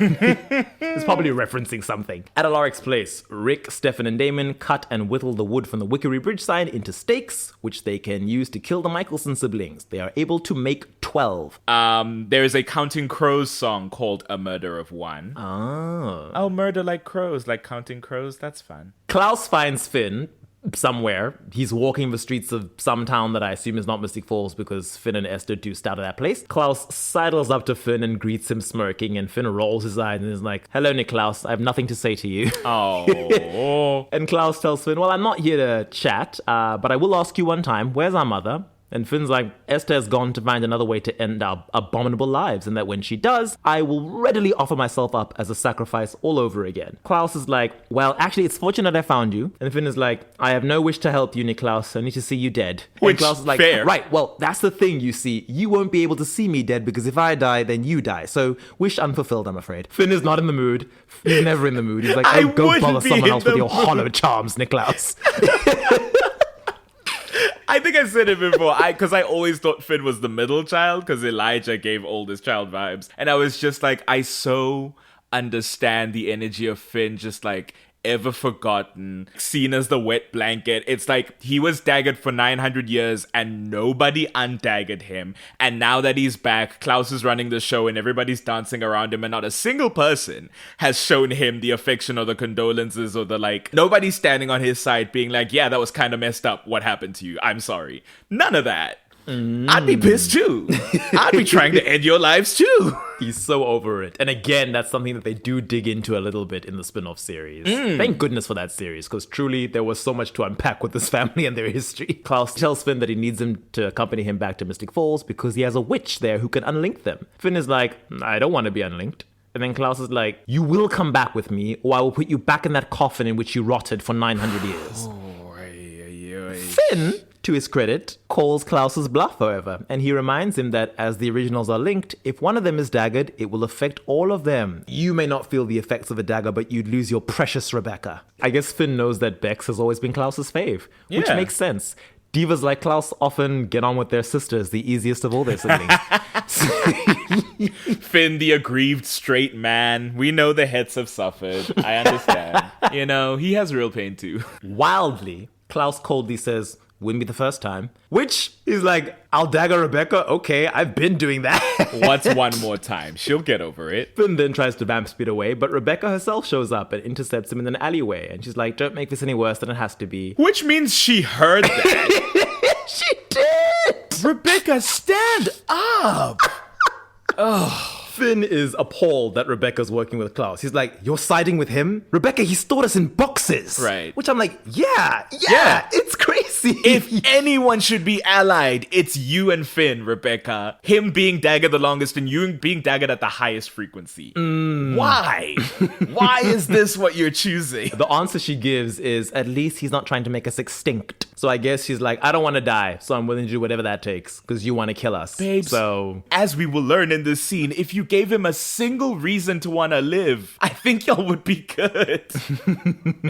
so Klaus then shows up, knocks Finn on his ass too easily. I'm like, has Finn not been feeding? Because he seems weak, like way too weak. And I'm like, maybe he hasn't been eating. Yeah, I think we may have been like, maybe he's avoiding human blood. So he maybe feeds just to survive, but does not feed in excess because he hates being a vampire and their experience so much. Or on animals like Stefan used to, which Damon Well, who's noted in gonna season teach him 1 made that? weaker. He's a baby. Well, now we say, by the spin of time, he's been around for 100 years, apparently. Yeah. But like at this point, he's a baby vampire that's 1,000 years old. Like nobody's told him, hey, you can feed from other vampires, in fact, and you can feed from animals. I also wonder, could the originals desiccate while they're all linked with this spell? So many questions around this linking spell. Yeah. If one of you eats, do you all eat? Fascinating. Anyway, elsewhere, the Mystic Falls gang make their plan for taking down the originals. Since Bex and Klaus are the only ones who stayed in Mystic Falls after Esther's plan to kill them failed, those are the ones they'll be targeting. Caroline, as usual, is on Klaus' distraction duty. When she sourly asks, and it is sour, Caroline chippers, I must point out, she's not pleased. When she sourly asks, why do I always have to be Klaus' bait? Damon says, because he's obsessed with you. They tell Matt to sweet talk Rebecca and get her guard down because they've already clocked that, yeah, he's the one she's sweet on. Meanwhile, Klaus and Bex physically hurl Finn into the foyer of the Mikaelson Manor in Mystic Falls. And Rebecca's like, Klaus, get your witch so we can get Finn's blood and get on with unlinking us. And Finn is like, you can't force me to help you. And I'm like, I'm pretty sure they could. They clearly are currently doing that, so... And even Klaus is like, I most likely could, but why force when I can persuade? Rare. And then he gestures to the top of the staircase, revealing that Sage is in the house, waiting on Finn. It's actually a very sweet moment. Like, Finn absolutely. is like breathless at the sight of her. Sage smiles and she's like, hello. They run into each other's arms. And as they embrace, Rebecca, bitter that she ain't got nobody, is like, oh, what do you know? True love prevails.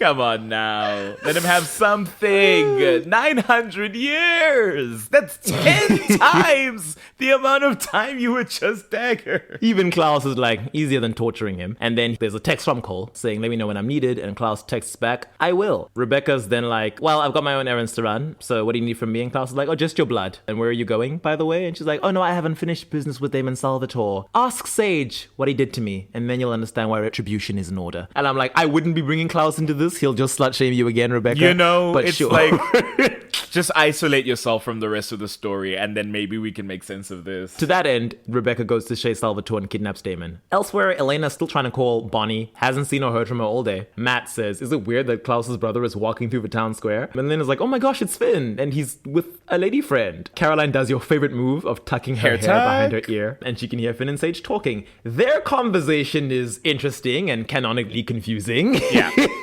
Yeah, about them watching the natives. Yeah, they're talking about Mystic Falls during Sage's human life, and they're like, the natives were here, and I'm like... I thought Sage was 900. Yeah, she was 900. So I'm like, so you guys left and came back after 100 years? Wow, right. because Sage is even like, oh, this statue is where you and I used to have our secret rendezvous when you had to sneak away from your siblings to visit your tawdry lady friend. And I was like, but they were all vampires by then. So they all came back?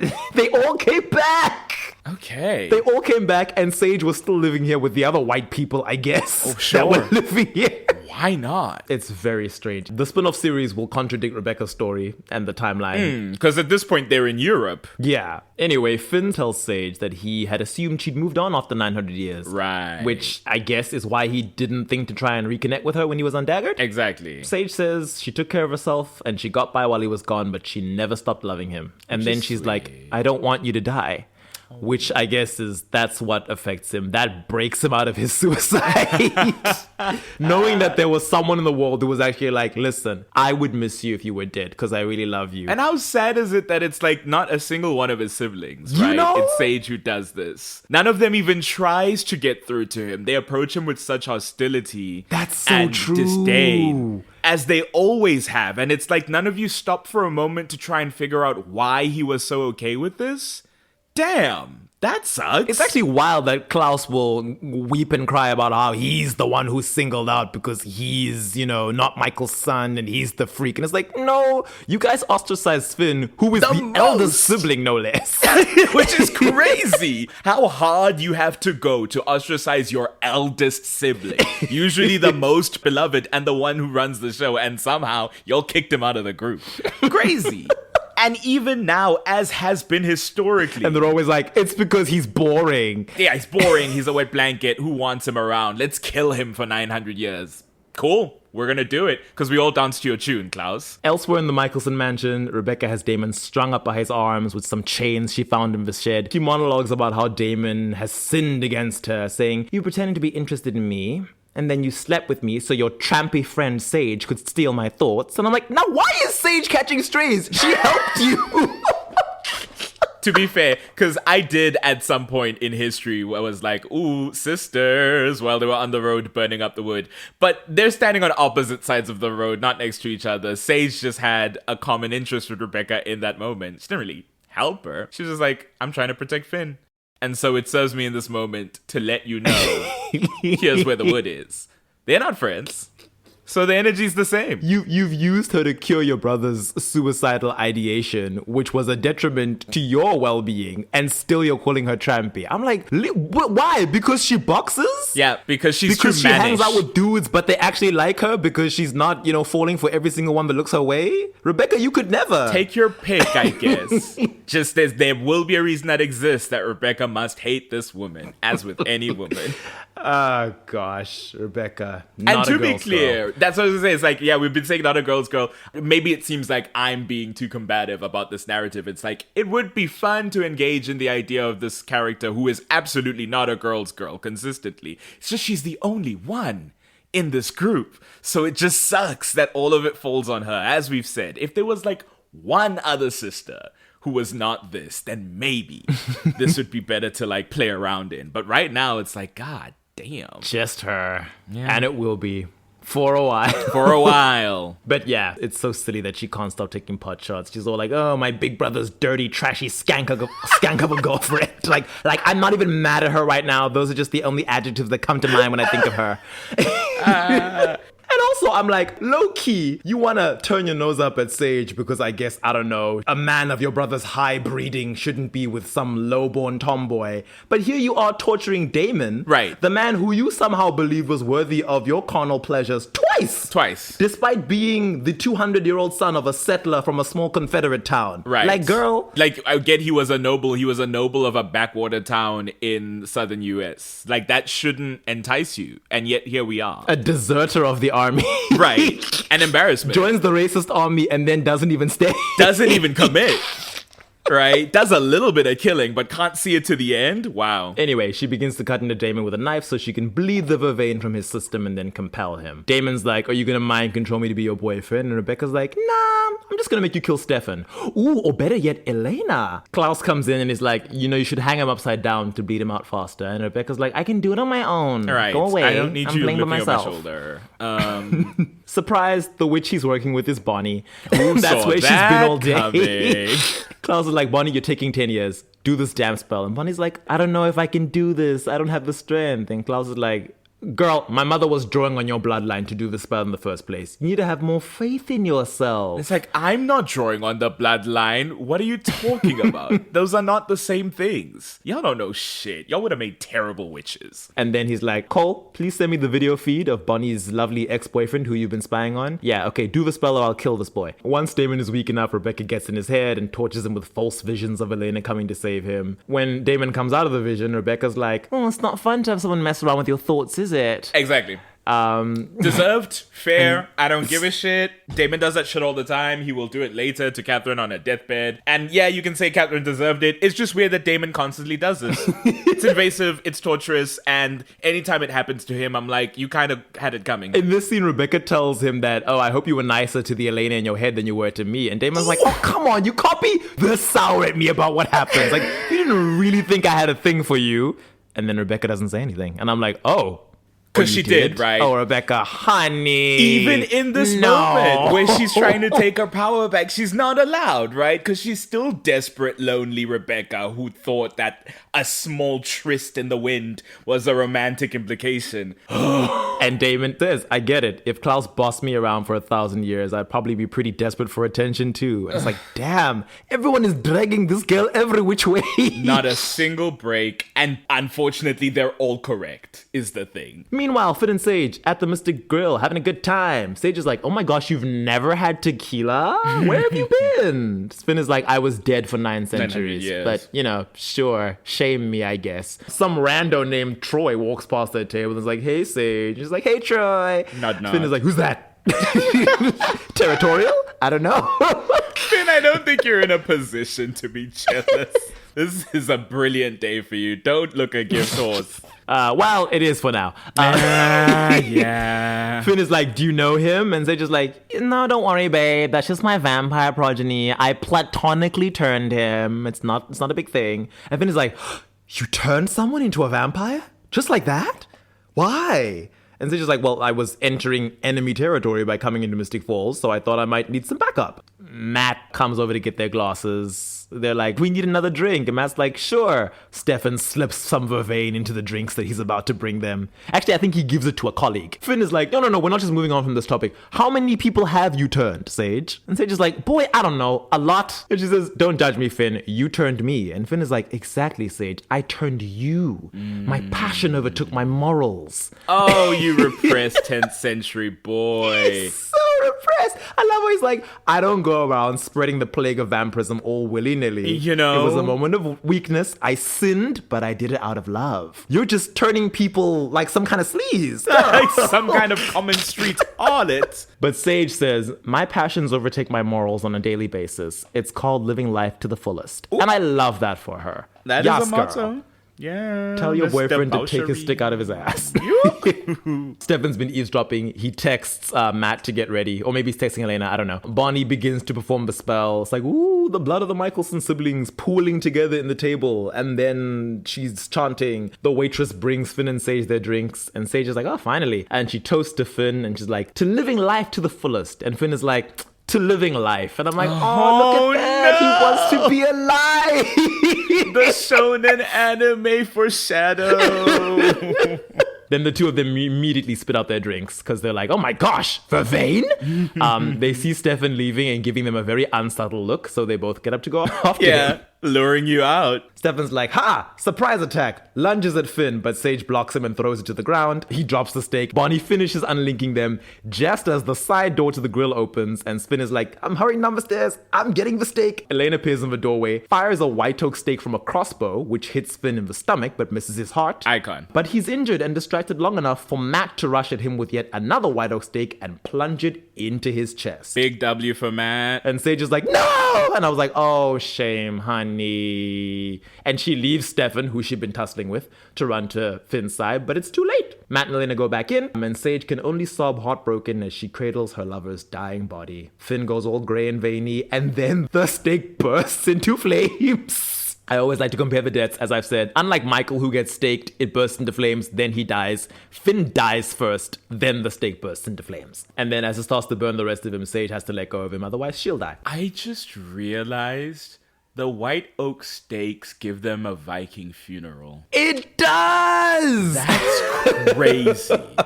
I don't know what in my mind just aligned, and I felt like a rush of wind up in the chasms up here. I was just like, wait. Because I thought of the stake bursting in flame. I was like, oh, like shooting a flaming arrow onto your floating body. Wow.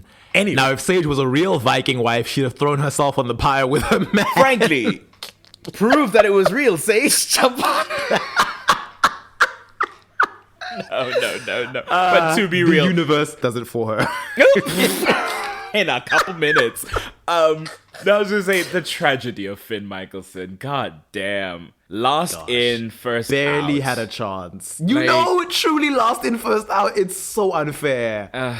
Gosh. Somebody's gotta be it, right? Somebody's gotta be the least important. Somebody's gotta be the Tyler J. It sucks. He wanted to be the sacrificial lamb, and the story said, I'd bet. By all means. But it'll be when you least want it. But yeah, I'm glad he becomes more prominent at some point in the spin-off show. Yeah. It's deserved. And does he get some... Largely because a different actor is playing him who introduces a vibe that then... I mean, spoilers for the originals. Then after that, the original actor comes back and carries that vibe on his shoulder. I think it really helped the character. Yeah. Yusuf Gatewood, icon. Legend. Brilliant actor. Love him. Haven't seen him since Umbrella Academy season 4. No, 3. Hopefully he is booked and busy and it's just in stuff we haven't seen. Bonnie's done with the spell. Klaus lets her go. Stefan and Elena meet up with Caroline at Chez Salvatore. And then Bonnie calls and is like, hey guys. So yeah, I literally just unlinked the originals. So Klaus is very much still alive. And Rebecca's torturing Damon. Stefan gets angry at yet another near miss at defeating Klaus. So he's like, I'm gonna go kill him myself. Then Sage shows up, throws him back through the door. door. Already when Sage shows up, I'm like, girl, you're looking a little clammy. Yeah. You're pale, you sweaty, Yeah. you got some bags under your eyes. What's happening here? Troy comes in, and he's also looking a little bit like, I don't know what's happening. Y'all need to sleep. Sage starts to cough, spit up blood. Her skin is like going gray. Her eyes are bloodshot. Troy also starts to cough up blood. They both fall over. They're vomiting. Their blood is almost like a blackish color. It doesn't look good. They both keel over and die. Caroline's like, so Sage and Troy die within an hour of Finn. Then Stefan is like, it's the vampire bloodline. Finn turned Sage, Sage turned Troy. They are both vampires who originate from Finn's bloodline. And then Caroline's like, wait, so if an original dies, their whole bloodline goes with them? Because then doesn't that mean if the originals die, we all die? And it's like, well, yes. Stephens quickly goes to the Mikaelson Manor to trade the White Oak stakes for Damon's life. He only brings 8 of the remaining 11, tells them that he's killed Finn. Rebecca's like, wait, you killed Finn? And Klaus is like, never mind that. There's more White Oak steak. You told me you destroyed it, Rebecca. Already over it. God. Stefan's like, listen, let my brother go. I'll give you the rest of the weapons that can kill you. Klaus is like, nah, I'm done believing your trifling ass. You've been playing games with me all season. So he goes on over to Damon. And Rebecca's like, no, he's my plaything, not yours. But he compels Damon to almost rip his hands off to get out of the binding so that he proves that, okay, cool, you are susceptible to compulsion. Great, now tell me the truth. How many stakes are there left apart from the one that's in my brother? And Damon's like, 11. And Klaus is like, 11! So another lie. Stefan's like, okay, I'll get the other 3. And Klaus is like, yeah, that'd be nice. Or, maybe I'll just compel Damon to chew out his tongue. Stefan is like, what's wrong with you? And then Klaus slips back into one of his Delulu rants. And he says, no, what's wrong with you, Stefan? Do you really have no appreciation for me? I've given you someone to hate, to loathe, a target for all of your anger so you don't have to turn it on yourself. I've given your life purpose as your friend. I mean, really, you should be thanking me. Endless, the delusion. My God. I made your life better. It is very Catherine-esque. God, those two are so similar. Stefan snaps and vamp brushes at Klaus with a 9th White Oak stake he had hidden. Klaus easily holds him back and he's like, stand down or I'll kill you both. Stefan relents and Klaus is like, great. Now you just have to get the other 2. Rebecca's tired of all the testosterone and she's like, ugh, this is ridiculous. She unshackles Damon. She's like, you 2, get out, go get the stakes. And then Klaus, unable to let Rebecca get the last word, is like, yeah, make sure it's all the stakes or I'll wage war against you and everyone you love. And I'm like, Klaus, Rebecca's already basically said this. Shut up. Klaus and Rebecca speak about Finn's passing. Rebecca's like, I can't believe Finn is dead. And I'm like, well, I mean, for most of your life, he's kind of been dead. But I guess the idea that you could always revive him. Klaus just says, good riddance. He was an embarrassment. And I'm going to be honest, I don't care if that's a deflection. After everything you did to that man, I don't give a shit. Piss me off. Klaus is like, I can't abide by a self-loathing vampire. God, who could imagine why that is? Not a pick-me twirling for the humans and the witch spirits. No, thank you. Crazy. And Rebecca's like, he's still our brother. Mind your tongue. And then Klaus says, fine, let's all say a prayer for Finn, who slept in a box longer than he lived as a man. He was a lovesick fool, and he's better off in death. And I was like, damn! Yeah. Why? It's, gosh. Because Anyway. Finn has had more emotional breadth and connection in the one day he spent outside of a box with his true love than Klaus has ever had in his life. Clock it. So, as Klaus told Elijah in the season 2 flashback, love is a vampire's greatest weakness. Right. Ooh. And Rebecca says, is that how you would speak of me if I died? And Klaus says, well, you let the Salvatores loose with 2 stakes that can kill us, so I guess we'll find out soon enough. There you go. You will never, A, be on this man's good side, and B, be allied with him enough that you are safe from the disregard and the harm that he dishes out. So, Rebecca, I don't know. The girl. Gretchen Wieners to his Regina George. Truly. Klaus is like, by the way, since when did you develop a soft spot for the Salvatore boys? And Rebecca's like, well, at least they know what family means. You destroyed ours. And I was like, but the other day you were saying he was the only one who stuck by you. Rebecca, you can't make up your mind. I'd like to think the veil is lifting at this point. That's good. Okay, you know what? Fair. Yeah. That's fair. Because I don't think from this point onwards, they aren't really allied anymore. Really up till they leave the show. Yeah. Klaus, wildly, again, always the victim, says, no, I wanted a family, they just didn't want me. Klaus says, since we're no longer linked and every sibling is responsible for, themselves, you can just do whatever the hell you want. And Rebecca's like, oh, are you leaving? And Klaus says, yes, as soon as I get these stakes, I'm gone. I'm just gonna take Elena, obviously, for her blood, and then I'll make a new family, a family of hybrids. And Rebecca's like, and what if I choose to stay behind? And Klaus says, then you're as pathetic as Finn. And walks off. At least he didn't dagger her this time. At least we've moved beyond that. Episode 19, Heart of Darkness. It's the 1920s dance.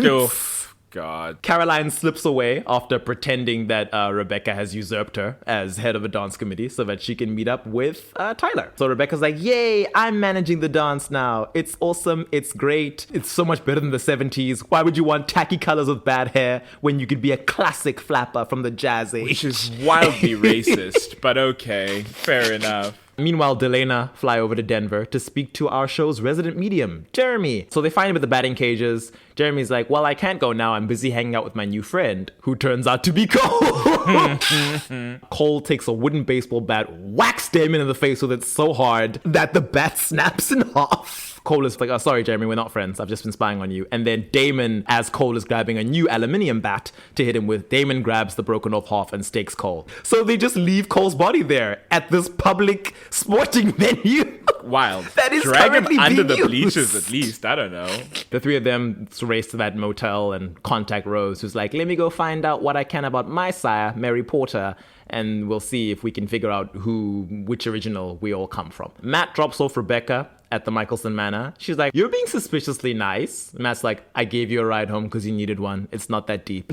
She's like, no, but you helped me with preparation for the dance and you took my side against Caroline. I don't buy this gentlemanly behavior after everything my family's done to you. You're up to something. And then Matt, who's technically gaslighting her at this moment because he was up to something. He's true. like, it's really sad you can't get something as simple as a ride home from school without thinking there's some ulterior motive. Woof. So then Rebecca's like, okay, yeah, you're fine. Probably have issues. I'm going to organize this whole dance and have to compel myself a date. And Matt's like, well, let's not get crazy. So I guess that was supposed to imply he'd be her date. I don't know. They say goodbye. He leaves. Before she can run inside and go up to her room and start kicking her feet with glee, she finds Esther waiting for her.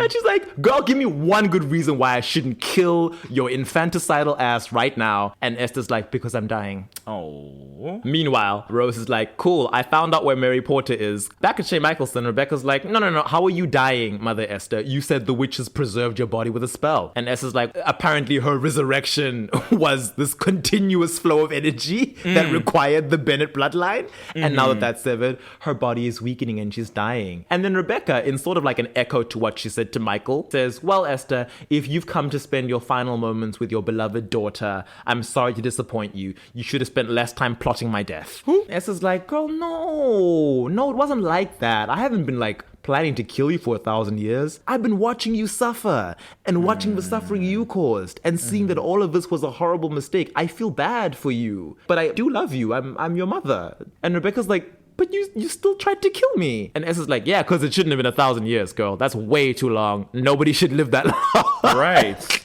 No, but clearly it has messed y'all up to have lived that long. And Rebecca's like, but I've barely gotten to live at all. And I'm like, well, that's not quite true. Just because you didn't find your one true love and get married and have babies doesn't mean you haven't gotten to live. It's been 10 centuries, girl. Anyway, Esther starts to convulse and shake and dies on the floor, seemingly. Klaus comes in and is like, what's going on? And Rebecca, quote unquote, is like, Esther's dead. Too bad, so sad. Delena and Jeremy manage to find Mary Porter. Only Delena goes into her creepy house. They find her staked to the wall with half of a baseball bat through her. Pretty good callback. Damon's like, oh, Mary. And Cole is like, quite contrary. Flicks on a lampshade. Stupid. Cole is like, oh, it's such a shame about Mary. She used to be a blast. I don't know what happened. I fear her time with my family might have ruined her. She was a bit of an original groupie. Elena tries to be casual and she's like, were you her favorite?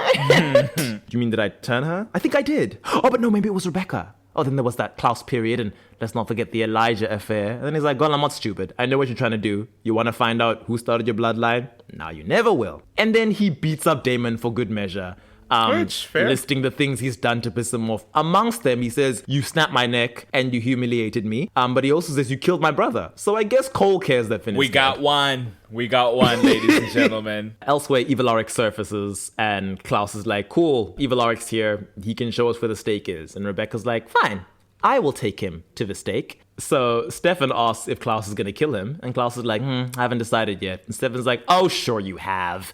And he finally calls Klaus out in his bull. And he's like, listen, you have had every opportunity and every excuse to kill me this season. And you still haven't done it, which means you don't want to. True. And then Klaus is like, fine, you might be right. Maybe I'm waiting for my old friend Ripper Stefan to come back.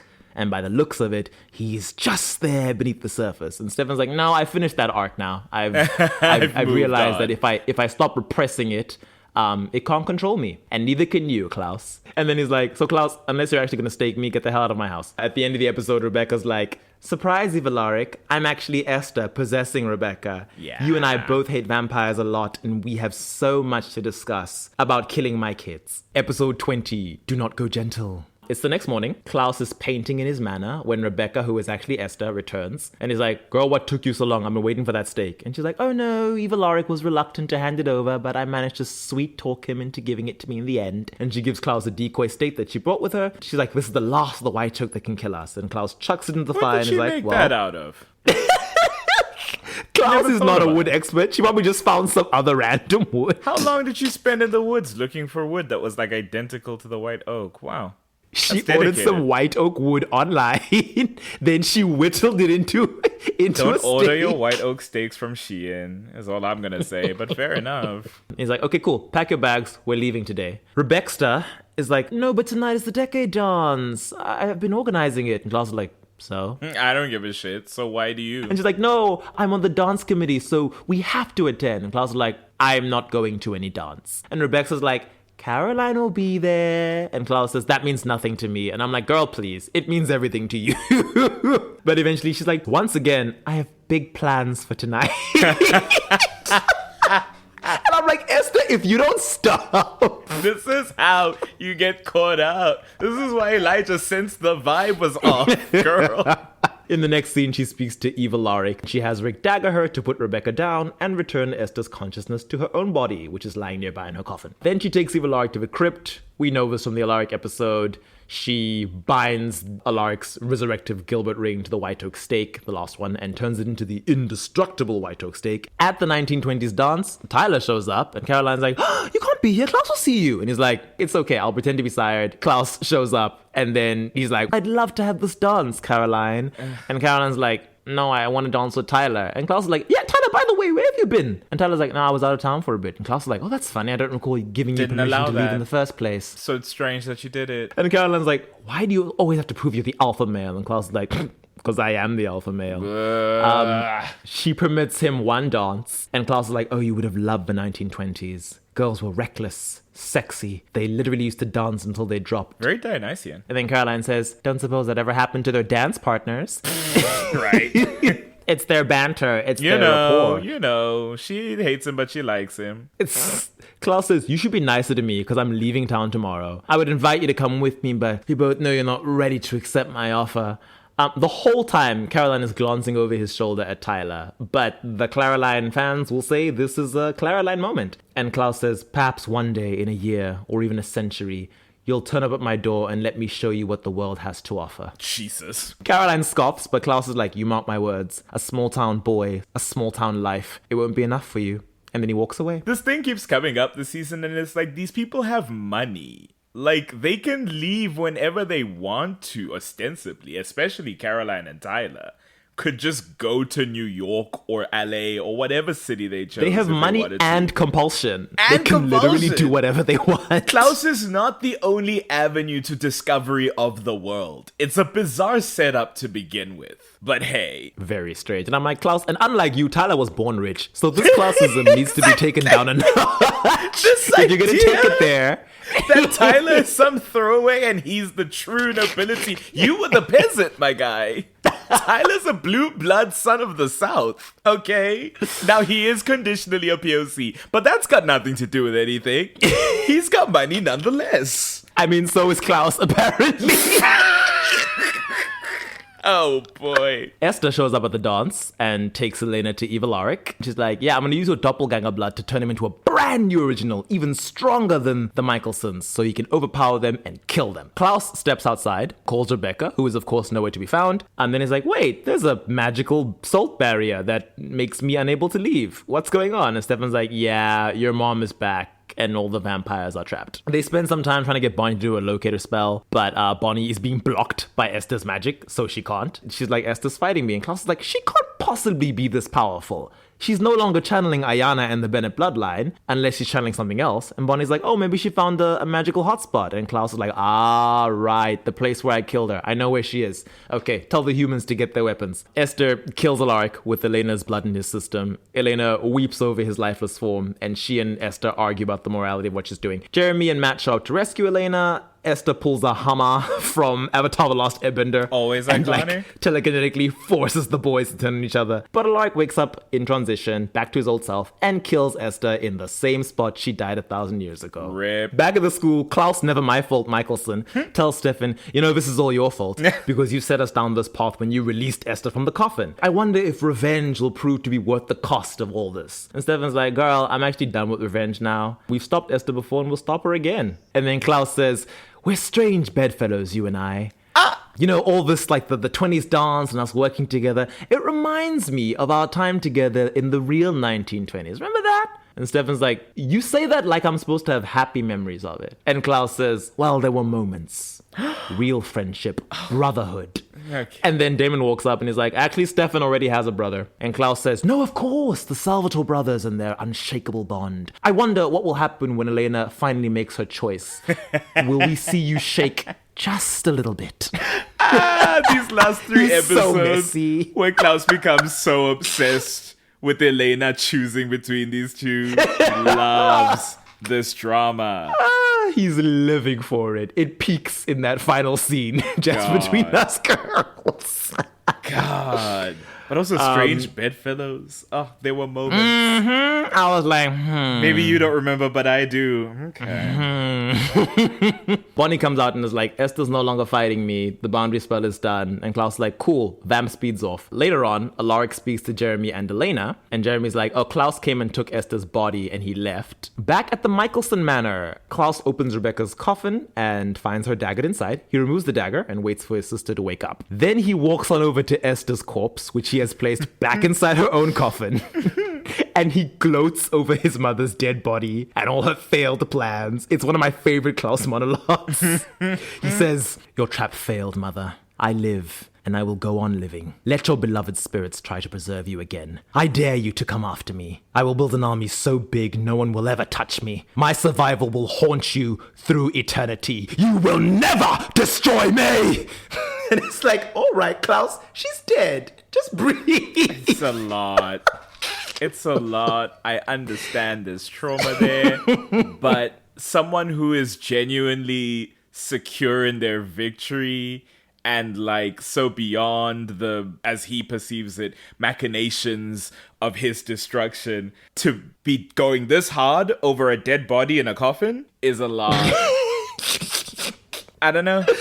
And if anything, Esther proves that she's still got tricks up her sleeve since she mesmerizes Bonnie from the other side into helping Alaric complete his transition to Vampire Alaric. Episode 21, Before Sunset. Caroline is back at the school after the dance. She's speaking to Tyler on the phone. And Tyler's like, well, Klaus has summoned me to help him pack up his mansion. He's still leaving town like he promised. And Caroline says, ugh, since when does sire bond equal mover slave? And Tyler says, since Klaus realized that you're not gonna dump me for him. And I'm like, Tyler says, it's fine, he'll keep up the sire bond act, but it'll all be over soon. They say goodbye, and Caroline comes in to find Rebecca cleaning up all by herself. She is in an understandably sour mood. This is the second high school dance that she has missed because she was jacket. Which, again, I guess sad. Why are you here? This is where her priorities lie for whatever reason. Yeah. She then tells Caroline that she's late because she was meant to be here at 8 o'clock. And Caroline's like, it's like 8:02. And Rebecca says, exactly. I managed to turn up on time and I didn't even get to attend the dance that I organized. It's like, you're okay. Damn. I didn't dagger you. Get out of my face. Caroline then has a nice moment with Rebecca where she's like, I'm sorry about your mom. It's very I know you sweet. hated her and everything, but still, I'm sorry. And Rebecca says, I'm sorry about your teacher. He seemed like he was a nice guy. She then walks off to get on with cleaning and comes across Vampire himself. Yeah. She tries to attack him. He easily overpowers her. He almost stakes her with the white oak stake, and Caroline has to save her. Then they both stake him, but it doesn't kill him. So they're like, shit, let's run away. Rebecca is watching from a distance in the parking lot as Vampire manages to subdue and capture Caroline. She then goes back to the Mikaelson manor and tells Klaus that Alaric is not dead, and thanks to their mother, he's now a vampire with a white oak stake that can't kill him. He's too strong for us to defeat. Like, he's stronger than me. We need to go. So Klaus is like, okay, where is our new enemy? Rebecca's like, well, he doesn't have a daylight ring, so he's stuck in the school right now, but he will come after us as soon as night falls. We need to leave now. And Klaus says, cool, okay, I'll just collect Elena and then we can be on our way. And Rebecca's like, girl, forget Elena. You don't need any more stupid hybrids. And Klaus is like, well, actually, no, on the contrary, I need more protection from Esther's repeated assaults against us. And Rebecca says, Niklaus, we will protect each other like we always have. Remember, always and forever? And Klaus is like, I am not leaving without Elena. And then Rebecca says, I'm leaving now. You can either walk out that door with me or you are on your own. And Klaus just gives her this, oh, well, look. Yeah. Like, he doesn't even say anything. And Rebecca says, fine, trust your hybrids over your family. Let your spite be the death of you, see if I care. And she storms off, walking past Tyler. She's like, move it, sire boy. Again, just the hybrids having been set up the way they are, who are just his sire boys. The assertion that, this row of human shields, well, vampire shields, / menial labor jobbers is better to have than my actual family, who at this stage I am in the best standing with than I've ever been.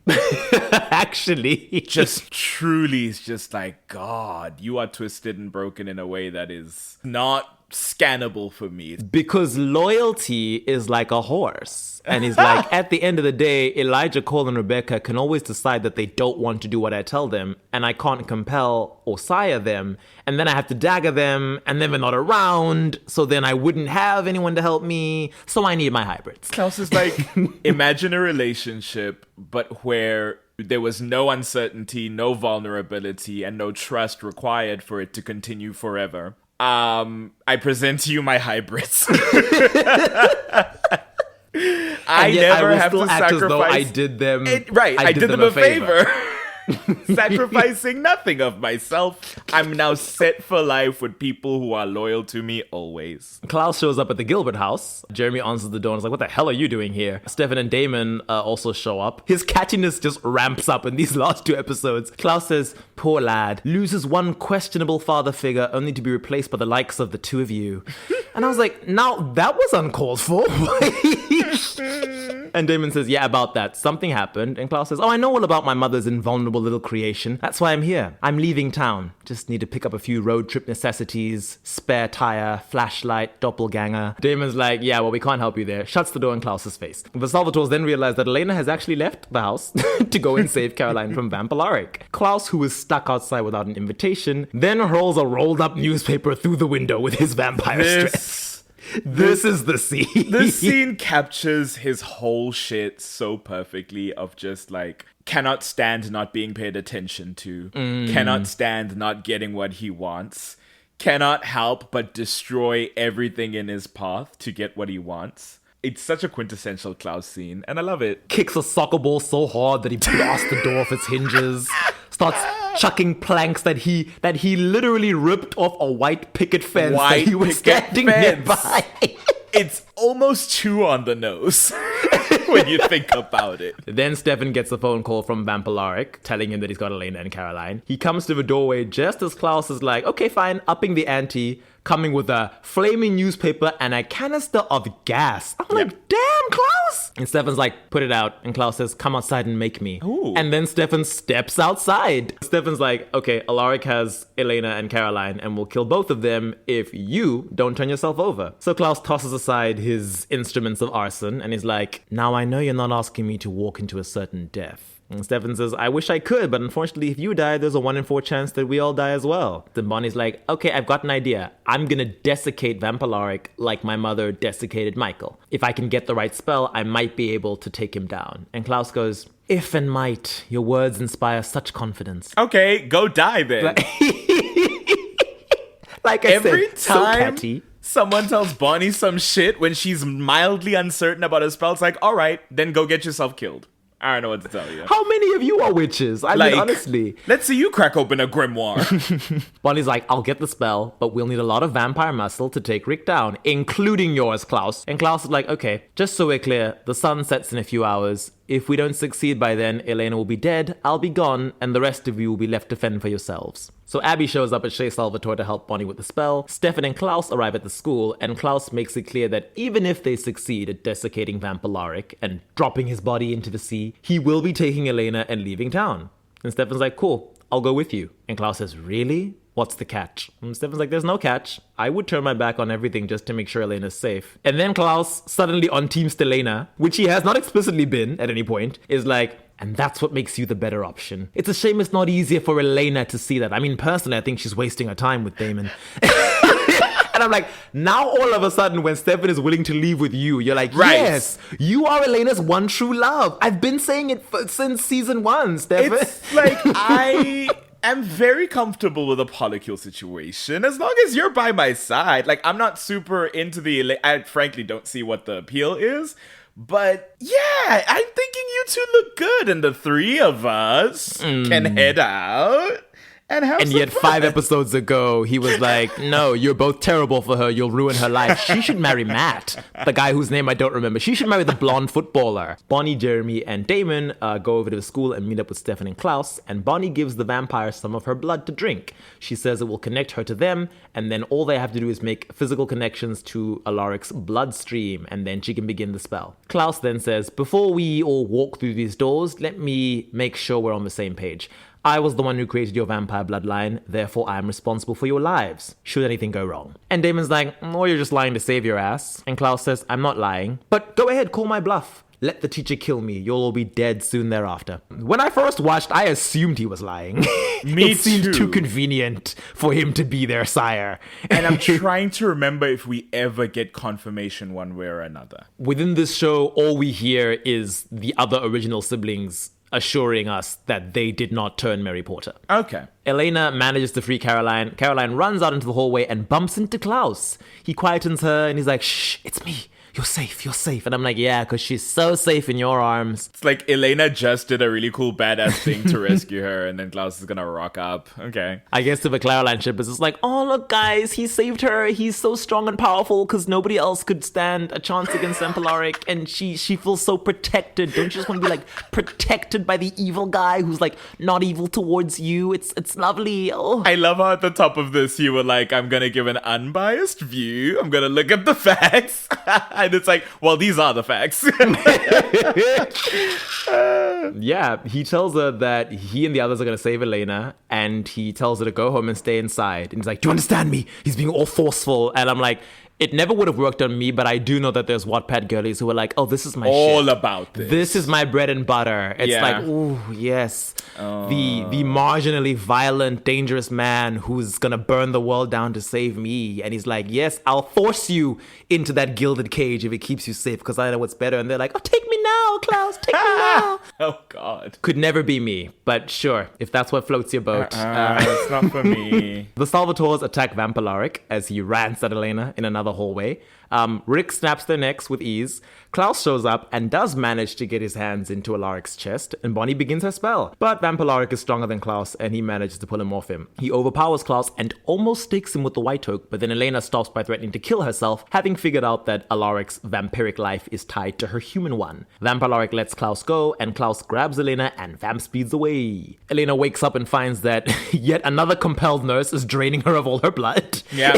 Happens a lot to her, unfortunately. She's tied up in the soon-to-be vacant Mikaelson manor. Klaus is sitting not far off, and he somberly tells her that this time he will be draining all her blood. Tyler comes in, still being Klaus's mover slave, as Caroline would say, and sees Elena. Elena pleads for his help, and he rushes towards her, but Klaus, still believing Tyler is side to him, is like, Elena, Tyler can't help you. He belongs to me. Tyler, go bring me some more empty blood bags to fill up with this girl. And Elena begs Tyler to get Stefan, and Klaus says, no, Tyler, get the bags. Tyler tries to free Elena with super speed, but Klaus stops him, ordering him to forget Elena and get the blood bags he asked for. So Tyler gives Elena one last look and then hurries off. Elena's like, is this it? You're just gonna bleed me dry? And Klaus is like, yes, I am, but don't worry, it'll be completely painless. You will simply pass out from blood loss and die in your sleep. Chill. Elena tells Klaus that he'll need a lot more blood than her body currently contains if he wants to create his hybrid army. And Klaus is like, these last few leeches will have to suffice. You see, by attempting to kill us, my mother strengthened the bond between my siblings and I. I don't need hybrids. I have my family. And I'm like, what?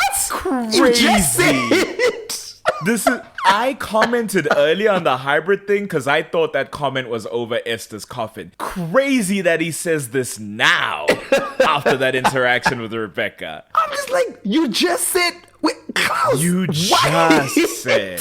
Now that he's faced with the fact that it's not worth it to keep Elena alive, I'm not going to be able to make more hybrids, it's going to be a finite amount. Now he's like, actually, no, I think my family and I are okay. I think we're going to be fine. Elena, however, says you still want a backup family of hybrids because you know that Elijah, Rebecca, and Cole will never fully trust you again after all you've done to them. And Klaus is like, oh, you want to talk sibling drama? I bet, let's go there. And he says, you know, Stefan blames me for trying to tear him from his brother, but I think we all know that you are really the one who came between them. That's why you won't choose. You know, once you pick a Salvatore, you'll destroy their bond. And I'm like, whoa, all right. It's a lot of Leave her alone, Klaus. A lot of weight being put on her for these men coming after her. But Klaus, that does sound like you. And that's when he's like, consider this me doing you a favor. Once you're dead, you won't have to choose. No broken hearts. Their family stays intact. It's like the best case scenario in this is you die and then they'll move on without any emotional torment. It's like, what? And that's when he says, but just between us girls, who would you have picked? One of the girls, Klaus Mikaelson. It's Klaus at his queerest. I love it. Ziva. Elena then tells him, rotten hell, which is almost exactly what she said to him in the penultimate episode of last season as well. But after she says that, Klaus says, you're welcome. Sweet dreams, Elena. It's been fun. Elena struggles against her bonds. Tyler comes back in, proving that he is not sired, and tries to get her out of there. Klaus suddenly reappears, looks utterly betrayed. We've discussed it in the Tyler episode. He's like, wow, Olivia Rodrigo, please come and play the chorus to Traitor, because me. it is like, so much for that sire bond. And Tyler says, I'm not your little bitch anymore. Iconic. And then Klaus is like, okay, how exactly did you break the sire bond? And Tyler tells him, I did it by breaking every bone in my body 100 times for the girl I love. And Klaus is like, that's impossible. And it's very much that moment of like, yeah, the villain who can't understand that the heroes are motivated by something selfless like love. And to paint some parallels, baffled by Stefan being able to resist compulsion for the love of Elena, baffled by Tyler being able to break the sire bond for the love of Caroline. Gooped and gagged in both scenarios. Klaus, he doesn't get it. Darling. He's like, why do all my boy toys keep leaving me for these girls? I don't get it. Never to understand. And after he says that's impossible, Tyler says, is it? Or maybe real love is stronger than fake loyalty. But what would you know about that? Tyler's lines are so very Tyler. That's inescapable. He is a certain kind of guy. But they hit is the thing. They do hit. I'm not your little bitch anymore. I got it. Wildly, he turns around to go back to freeing Elena like Klaus was just going to let him do that. Bold. Once again, Klaus displays no understanding of how any sort of healthy relationship works. And he says, you know, you should be thanking me. I gave you a gift. I took away your misery. I gave you a target for all your rage instead of turning it inwards. I made you worthwhile by making you a hybrid. All transactional. And there's no real transaction because he does those things for himself and pretends that they've impacted other people in a worthwhile way. Oh my God. And never once asks. Tyler is like, no, you didn't give a crap about me. You just didn't want to be alone. And I'm like, oop, clock it, Tyler. Like, for someone who's been absent most of this season, Tyler, he knows what's going on. Because the thing is, the minute he made a bunch more hybrids, he dropped Tyler, right? He ran at the first sound of Mikael, left Tyler in town, made 12 more hybrids, and then barely spoke to Tyler after that. And now he's gonna turn around and go, how dare you, my prodigal son, my firstborn. And it's like, have you spoken to me more than twice? He wanted to act shocked that Tyler left town without permission. I'm like, where were you when Tyler left town? Where were you paying attention? After you made him bite his girlfriend for your gay rivalry with Stefan, did you check back in with him? I don't think so. I wonder how long it took him to realize Tyler was even gone. Didn't until the Gosh. dance. To be like, wait, I haven't seen you in a while. It'd be like that sometimes. Other babies come into the home and You they start know? neglecting the firstborn. Klaus vamp speeds at Tyler, knocking Elena from his arms so that she hits her head in that very iconic moment. Klaus then holds Tyler up against the wall, and he doesn't waste time with any more grand speeches. He simply says, goodbye, Tyler, and prepares to tear his heart out. Yeah. But Stefan and Damon show up and grab him, and together the three of them are able to subdue Klaus, and Stefan thrusts his fingers into Klaus's chest, and Bonnie is able to perform her desiccation spell on Klaus instead. The look he gives Stefan when this is happening. I love it because like his heart is slowing. He feels himself begin to weaken. He looks at Stefan, briefly glances back at Tyler, who's holding him from behind, then looks back at Stefan. And that's the last thing he sees as he dries out completely and falls to the floor and closes his eyes. It's so strangely intimate because for the spell to happen, Stefan has to be holding his heart.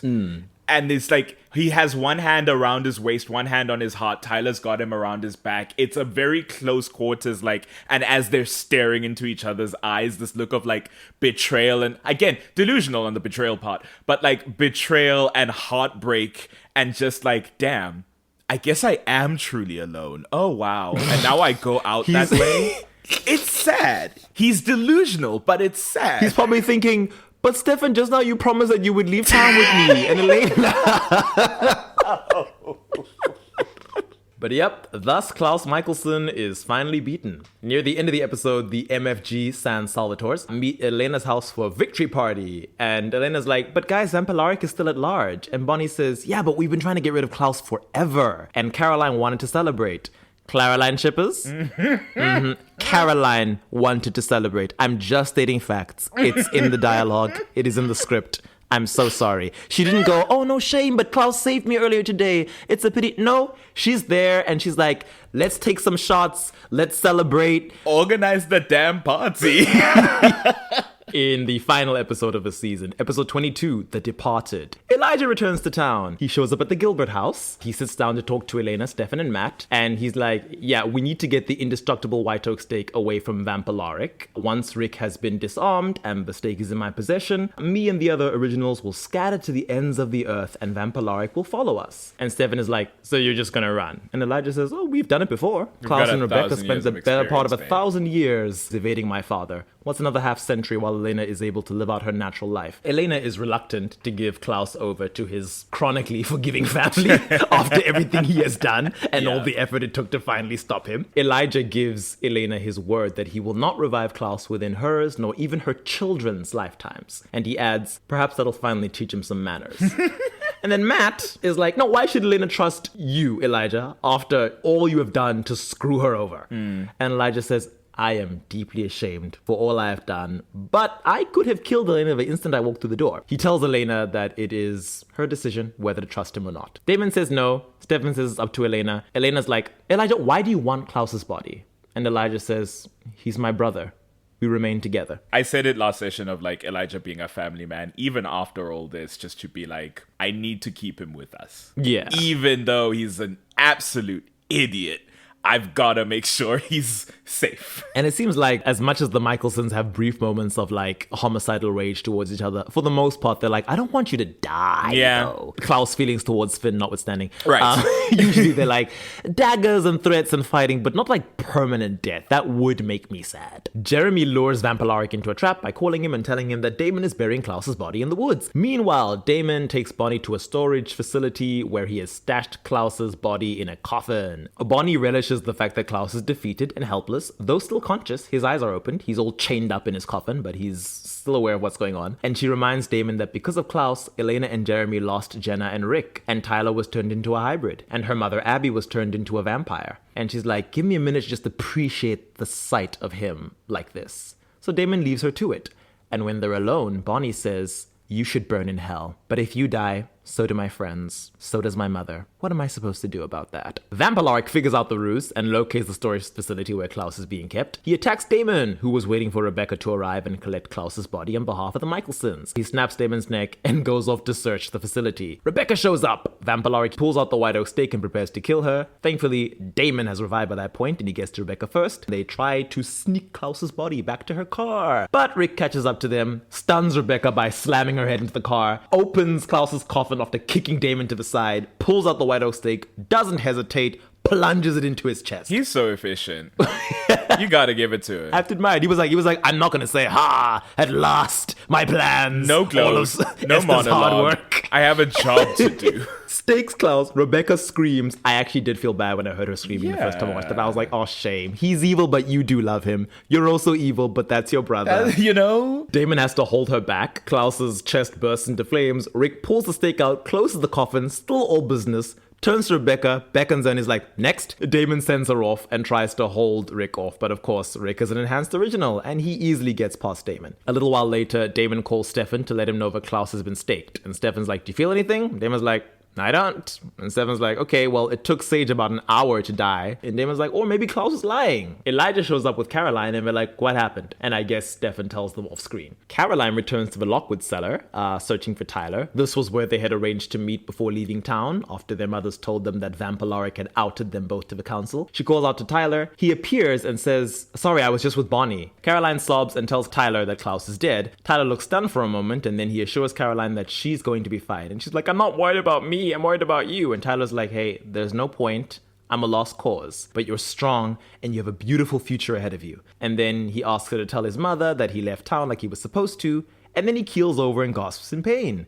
And he asks Caroline if she feels anything, and she's like, no, I feel fine. And he tells her, okay, please leave because I don't want you to watch me die. Caroline refuses to go, so Tyler begins to turn and frightens her away with his werewolf fangs, so she has no choice but to vamp speed away. Rebecca shows up in the woods where Elijah is waiting, and she tearfully tells him that Klaus is gone. Elijah comforts his little sister, and then he informs Rebecca that he's been told Tyler Lockwood is dead, but the rest of the Mystic Falls vamps have survived. And he's like, you told me Klaus began their bloodline. And Rebecca says, I thought he did. And Elijah swears that neither he nor Cole was the progenitor. And Rebecca's like, no, I promise you I wasn't either. I'm sure it was Klaus. And Elijah's like, okay, then how can they all still be alive? So that's the conversation where they confirm that it is Klaus. Okay. Bonnie then comes into the Lockwood cellar and she's like, I know you're here. Tyler comes out of his shadows, alive and well. And he says, I must say, you really did that spell brilliantly. I didn't think you had it in you. Bonnie tells him she did it to save her friends and her mother. And she addresses him as Klaus. Surprise! He's alive. Fortunately, he's far too popular as a character for us to kill him off. So, you know. Rebecca, meanwhile, calls Stefan as he's walking through the woods, and she congratulates him on being alive. Then she tells him that Elijah spoke to Elena, so she knows Elena and Matt should be arriving back in Mystic Falls any minute now. And Stefan's like, yeah, Elijah told me that you guys would be long gone by now. And Rebecca says, that's the problem. Elijah says we have to run, but I don't want to run anymore. I've spent my whole life running. Stefan is confused because he's like, we made a deal. And Rebecca apologizes and tells him that since Klaus is already dead, the deal is off. If my brothers and I are going to survive, we need to be rid of Alaric. And the only way to be rid of Alaric, and Matt and Elena drive round the bend, approach Wickery Bridge. Rebecca suddenly appears in the middle of the road, startling Matt. He swerves to miss her and drives right off the Wickery Bridge. Rebecca just gives them this, aw, too bad look. Just a casual stare as they go over.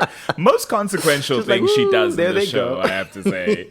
And then she's gone by the time Stefan arrives to save them, so either she vamp sped away and was so sure they drowned she didn't stick around to watch, or she was watching from the shadows. I don't know. But as we know, Elena makes Stefan save Matt first, and then she drowns before Stefan can get back to her. Thus, Vampalaric dies, and the originals are free, and that's where we close out season 3. Sure is. A very Mikaelson-heavy season. At some point, Cole disappears and doesn't come back, and it's not really addressed in a heavy way. He does. I mean, he leaves after Esther's initial attempt to kill them. And then just comes back to do a favor, and that's about it. Which, honestly, fair enough. It really was about the main three sort of centrally, and then Cole was happy sort of go along for the ride, and then once it became clear, oh, we're in danger, I'm out. And the only one more irrelevant than him is dead, so why would he stick around to be the odd one out? I get it. Yeah. I liked meeting all of them, seeing the dynamic. It's a pity that, as we've said ad nauseum, Rebecca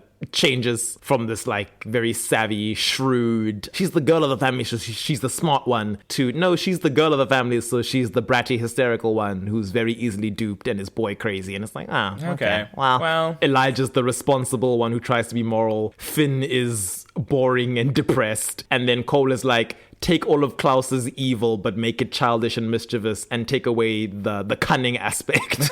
You've got the annoying younger cunning. brother. I'll give him that. He makes some moves. Maybe later when he comes back. For now, it's like, I'm just the crazy weapon being pointed in the direction of my family's That's enemies. true. Season 4, he starts planning, and it's like, oh, where'd you go and get a brain? Okay. Yeah, it's their best season. They're quite good. As they go into season 4, you really start to feel the sense of like, well, you still being here is kind of like, okay. Yeah. Yeah. Which is why they give him that starts to spin-off. get tired. Because it's clear that, like, they want to keep these characters because they're so popular, but they've outgrown the show, and the show has outgrown them. Yeah. So the That's spin-off put it was definitely a perfectly. good move. And like I said, it's so nice to learn more about them in the spin-off. Maybe we'll discuss the spin-off one day, Who dear knows? listeners. Who knows?